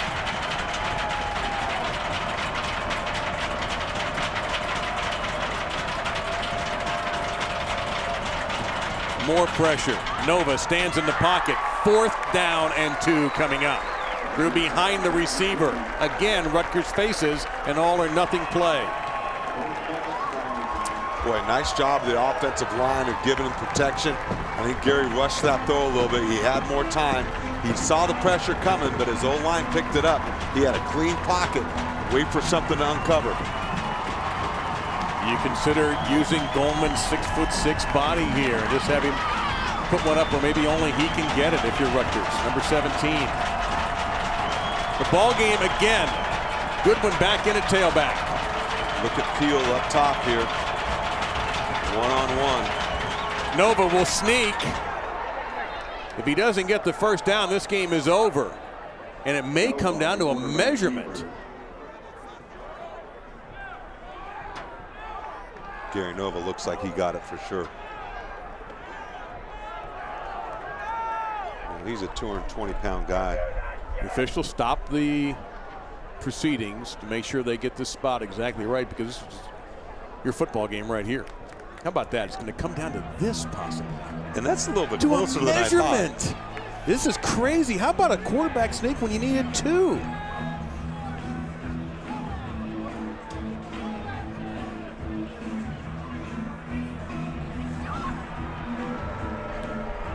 Got it. 2nd 4th down conversion by Rutgers. 1st and goal from the 4. Look at big Lowry there. Good surge by the offensive line, yeah. I'd love to see that down their stances, driving their legs, wedge blocking up front. D-line got a little high too, right? Yeah, and surprised. I like to go double A gaps right there, because you know that's coming. Holman in the game now at the slot. Nova. End zone. And, oh, that got in! Touchdown, Rutgers. Carew. Rutgers with a PAT to go for 1 to tie it up and send us to another overtime period. And a reminder, one of the biggest issues we read all week long in the papers covering Rutgers, the kicking game, specifically Kyle Federico. He hasn't had to try a field goal today. He's been perfect on extra points. Got the wind at his back.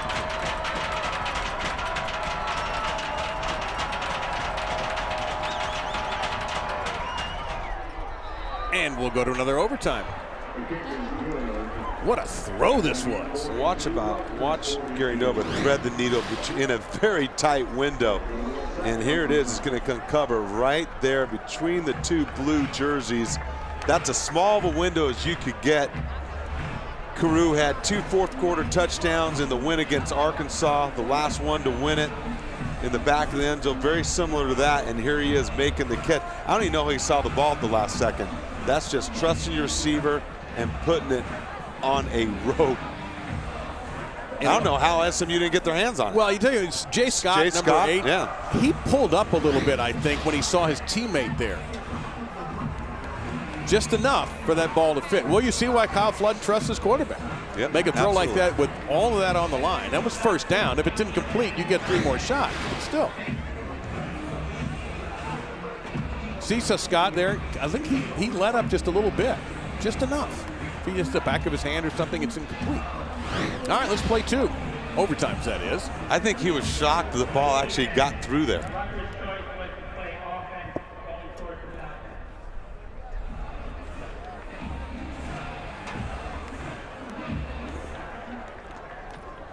So Rutgers going to play offense again. It's their call. They'll do it. From the 25, they'll try again. They had to convert 2 fourth downs in order to pull this off. Crazy. Been that kind of a game. If you are just joining us, I'm Dave Lamont. He's David Diaz-Infante. I'm too shaken to remember my own name at the moment. Rutgers has had two 21-point leads erased in this game. Nova going to go for the end zone right now, and he overthrows. It'll be 2nd down and 10. I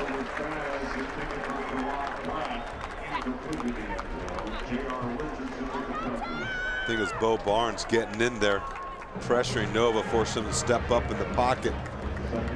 Almost got his hand on the football. Last time Rutgers won an overtime game, they got to go back to 2011 when they beat USF 20-17. SMU last won an overtime game against TCU in 2011.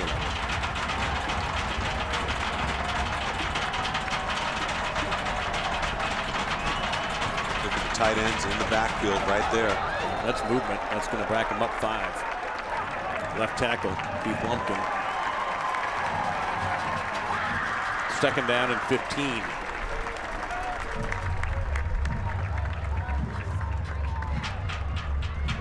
Well, you know this game is going to come down to something weird. It has to. We've had overturned replay. We've had unusual on the verge of a blowout. Calls. Yeah, twice. Twice. 3-score deficit. It tells a lot about SMU. The greatest 2-point conversion in college football history was done earlier today to set up the overtime.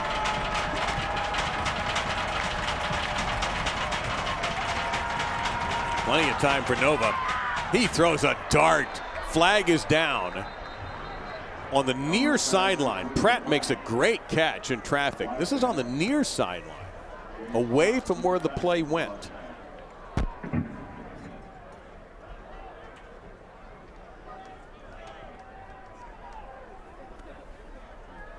Ball marked for the moment at the 18-yard line. Personal foul, face mask, number 24 in the defense. Half the distance to the goal, 1st down. J.R. Richardson. Well, I wonder if he got tied up with a receiver. We'll try to find it for you, but that was away from where the football went. Sometimes when you're jamming the wide receiver. All right, everybody take a look at the far left of your screens. There he is right there, turning and bump and run. His hand gets up. Boy, that looks like a kind of a touchy call at a critical moment in overtime. Well, now that angle wasn't the best to see it, but big discussion here about where the football is supposed to go. You got to get this right.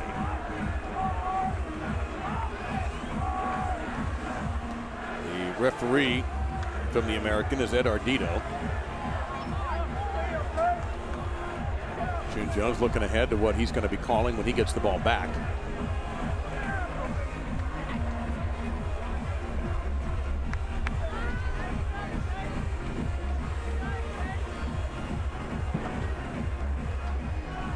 Everybody seems to be settled in. Okay, it was a personal foul face mask while the ball was in the air. So it's a previous spot administration. We started on the 30, so it's a full 15, and it's an automatic 1st down. There you go. Wow. All right, we got that settled away.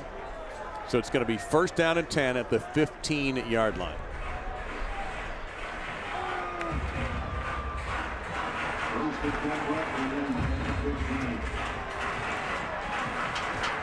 Coaches' booths around us, off to each side.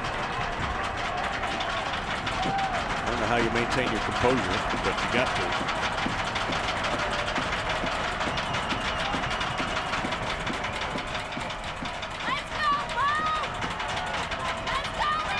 A lot of pressure that time. Nova steps up and steps into trouble. Closing quickly was Jonathan Yenga, number 2. It'll be 2nd down. And a loss of about a yard, maybe 2. We'll see where they finally spot it.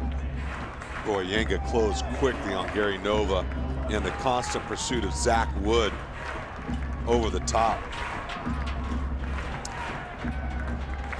It's a matter who wants it right now. 2nd down and a dozen.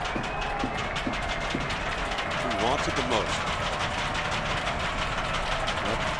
Gary Nova has been walking a tightrope in this overtime. 2 fourth-down conversions and a remarkable throw on 1st and goal from the 4 to keep it alive. He's in deep trouble. Nova's going to be sacked back at the 29-yard line. Nobody blocked Bo Barnes, number 94 for SMU.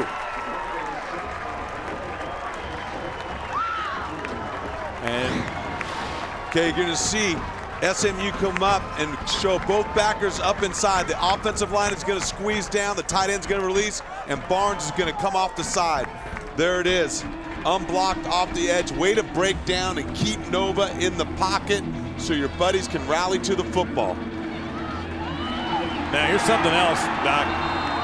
We talked about Rutgers and their struggle in the kicking game. If they can't move this football forward, they've got to get down to the 5 to get a first down. It's 3rd and 24. You got to think about, what do we do about our field goal team? We got to try something. We have a timeout called by Rutgers. Wow, they get the first down on a penalty. And then give up a minus play and then a big sack. Now 3rd and 24. Kyle Federico has a 48-yard field goal to his credit. It would be 46 if they don't move the football here at all. Like you referenced, the wind is at their back. It is at their back. But again, it's also gusting. Yes, and unpredictable, and you're asking a lot for young man. Hey, do you mind just going out and winning us the game? Because you've been very good with the PAT so far. But he's had a tough time. He's 4 out of 8 on the year in field goals.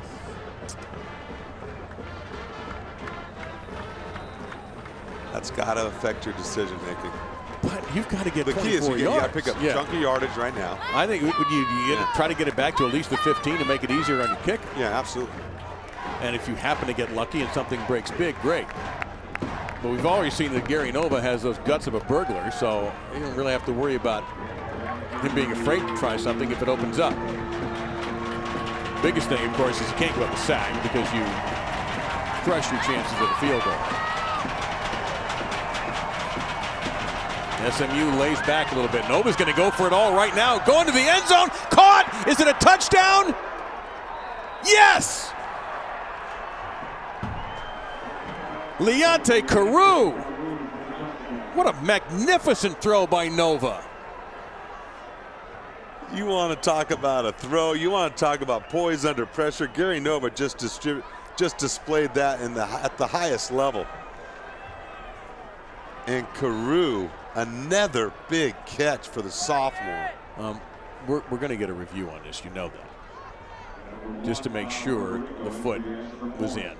He took a hit in the brick wall. I don't know if you all saw that after the play, but he went into the brick wall. I don't care how tough you are as a football player. All right. Great protection by the offensive line. They keep the tight end in. They knew they were taking a shot. Look at the ball on a dime. That is a touchdown. Left foot was in. 2 touchdowns in overtime for Carew. This will give you a good look. Yep. There's no bobbling in the football. That was a catch. And by the way, none of that. Oh, I can't stand the NFL with that complete the catch nonsense. Well, you talk about, we've seen Gary Nova make some throws, put it on a rope. Being able to change ball speeds is critical as a quarterback. And this time, boy, he puts the right amount of touch on the football. Carew gets on top of J.R. Richardson.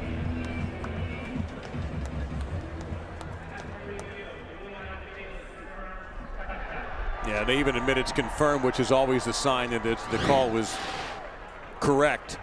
So now the PAT, Federico will come out to try to tack that on. Remember, if this happens to go to a 3rd overtime, then the kickers are out of the game as far as PATs go. You must go for 2 if you score a touchdown. Hopefully, Carew is okay after his encounter with the bricks.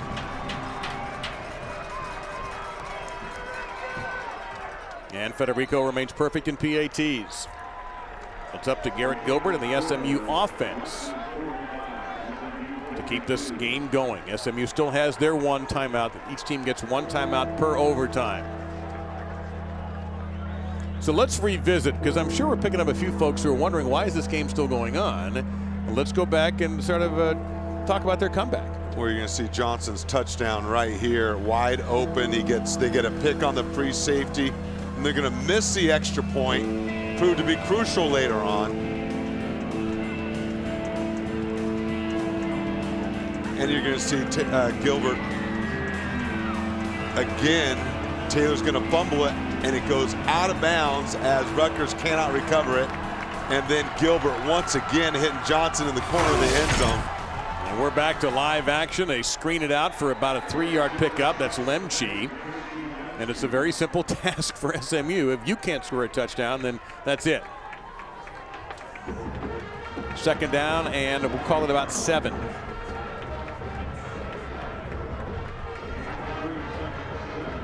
Well, they gave him a generous spot at the 21-yard line, so second down and 6.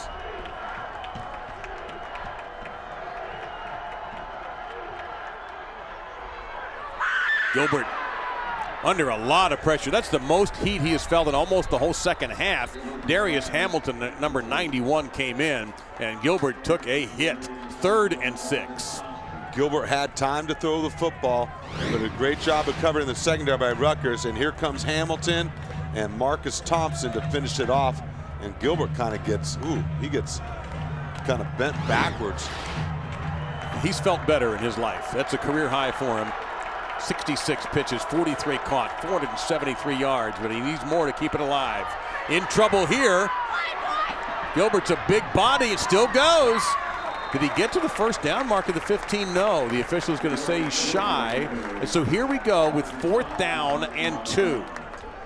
I'd like to see that spot again. Boy, he leapt forward unless his foot went out of bounds, and he put the ball out in front of him. See him scramble. There he goes, making the, I think his right foot may have been out of bounds, and the official was right there to make that call. SMU takes the only timeout they have left. That's exactly just out of bounds. Good job by the officials there. And we've had a couple of differences with them, but they nailed that one right.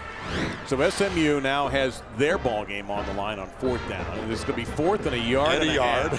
Yeah, it's in between the 16 and 17. They got to get to the 15 and keep it alive, or this is over, and Rutgers will go to 1-1 in overtime this year. Goodness.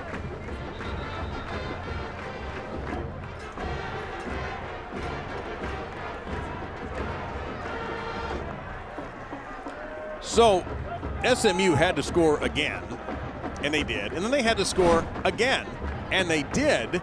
But it was a little bit controversial. If you're a Rutgers fan, you don't think he scores here. Johnson's going to get down. It was ruled from that angle, I got to be honest, it doesn't look like a score. But the ruling on the field was touchdown and upheld, and then this was your 2-point conversion. You don't even see the receiver here. You still don't see him. Now you do. Watch. Look at this catch. That's ridiculous. And that put us into overtime. Here you go. Ball game right here. Got it. First down and more. And who else but Johnson? Who else but Jeremy Johnson? Johnson again running that bunch formation. He just runs out, 2 other guys clear the middle for him. He has 18 catches, Doc. Here he is right there, wide open for the first down.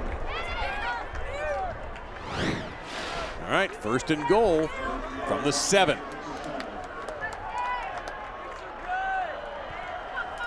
On the ground, Sheed. Oh, he took a hit right at the 2-yard line. Jeremy Deering, number 18, just blasted Shed and stopped him from getting in. But it's a good gain, 2nd down and goal from about the 1.5. Now that was a collision. You're going to see him come down from his free safety position, put his left shoulder on it, and he took just as much as a blow as a running back. That's all SMU needs to score here and keep their hopes alive. Pass batted down. That was Morrell who knocked it down. 3rd and goal. See Jamil Morrell again. Good anticipation. Look him get in the throwing lane, leap up, focus on the quarterback. And boy, looks like Darius Joseph was open too for the touchdown. 3rd and goal. Gilbert draw, stutter step, scores. PAT to tie it.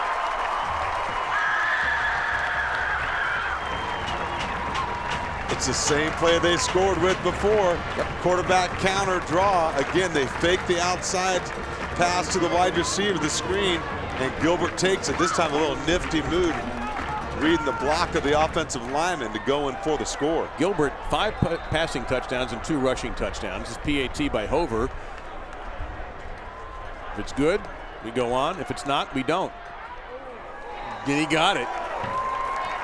Third overtime, and we're done with going for 1 on PAT. It'll be kicked from now on. That wasn't not exactly down the middle.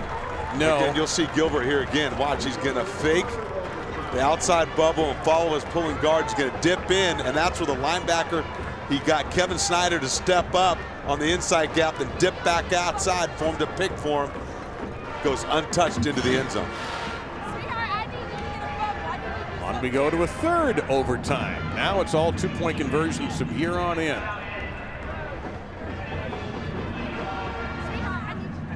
We've had 14 touchdowns in the game. We have not had a field goal on a day that's hard to kick. We've had a very brisk, gusty breeze all day long, going from your left to the right, from the closed part of the stadium, the more closed part of the stadium, that grass area over there where the scoreboard is and the flagpoles, coming out of the south and southwest. Tell you what, the SMU fans are having a good time. It's a good way to stay in shape while you're at a football game. Do some shoulder work, military style press there. Now it's SMU with a football. Everybody gets back their timeout. Gilbert, 68 passes attempted, 482 total yards. And he will hold on to the ball here. And he will get 4 yards. 2nd and 6, tackled by Kevin Snyder. Who's going to break first? Who's going to make a mistake? Who's going to, on offense? Now, the defenses are having a tough time keeping up. It is a test of wills. If you get 4, it's automatically 4 down territory, really, you know? And so the pressure is on the defense here.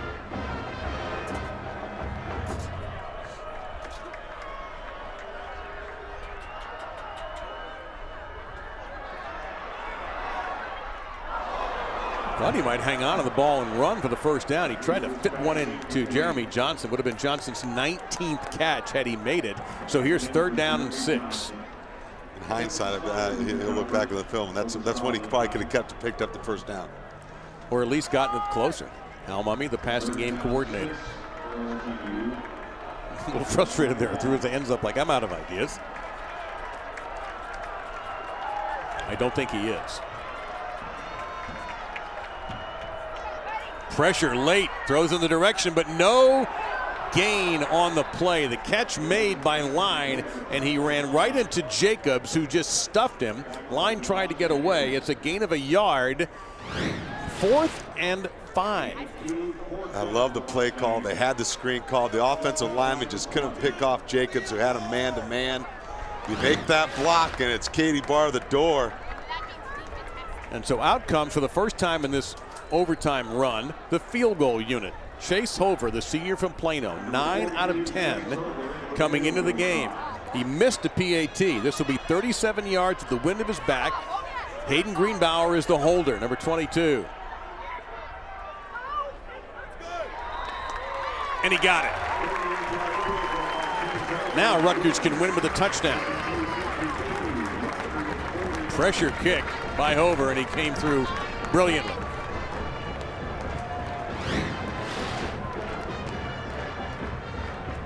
Drilled it, no doubt about that one.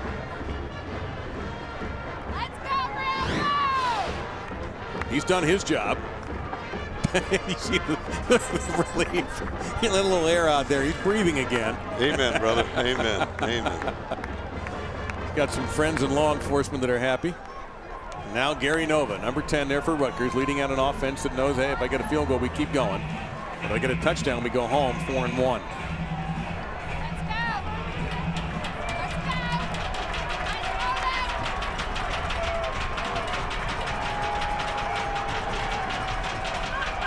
Go to the power run here with Huggins. Huggins at 20. Huggins going to be ridden out of bounds at the 17, flag down. And the umpire is standing by that flag. Scott on the tackle. Let's see what the call is. Holding. Offense, number 89. It's a 10-yard penalty. First down. First down and 20.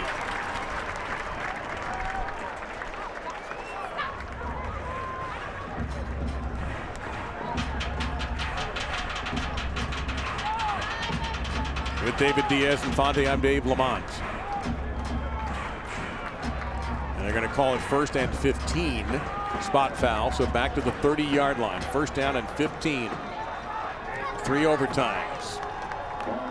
Maybe more here at Gerald J. Ford Stadium on the campus of Southern Methodist University, and a memorable start in the American for these two, the American Athletic Conference for these two teams.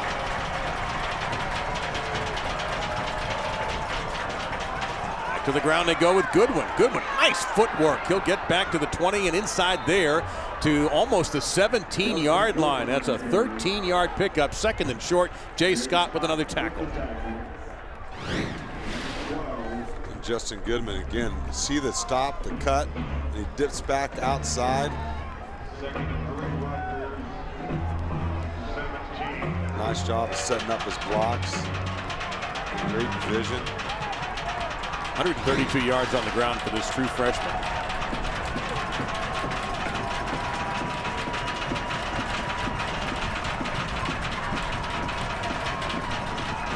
They go back to him again, and he breaks loose to the 10, Goodwin to the 5, breaks another tackle and into the end zone, and Rutgers has won the game.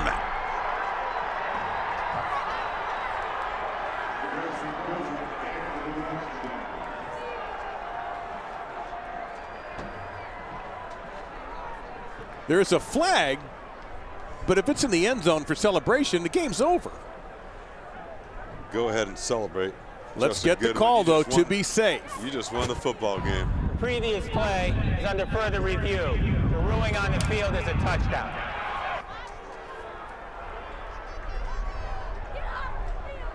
Make sure that he got in. Make sure he didn't step out of bounds along that far edge, too.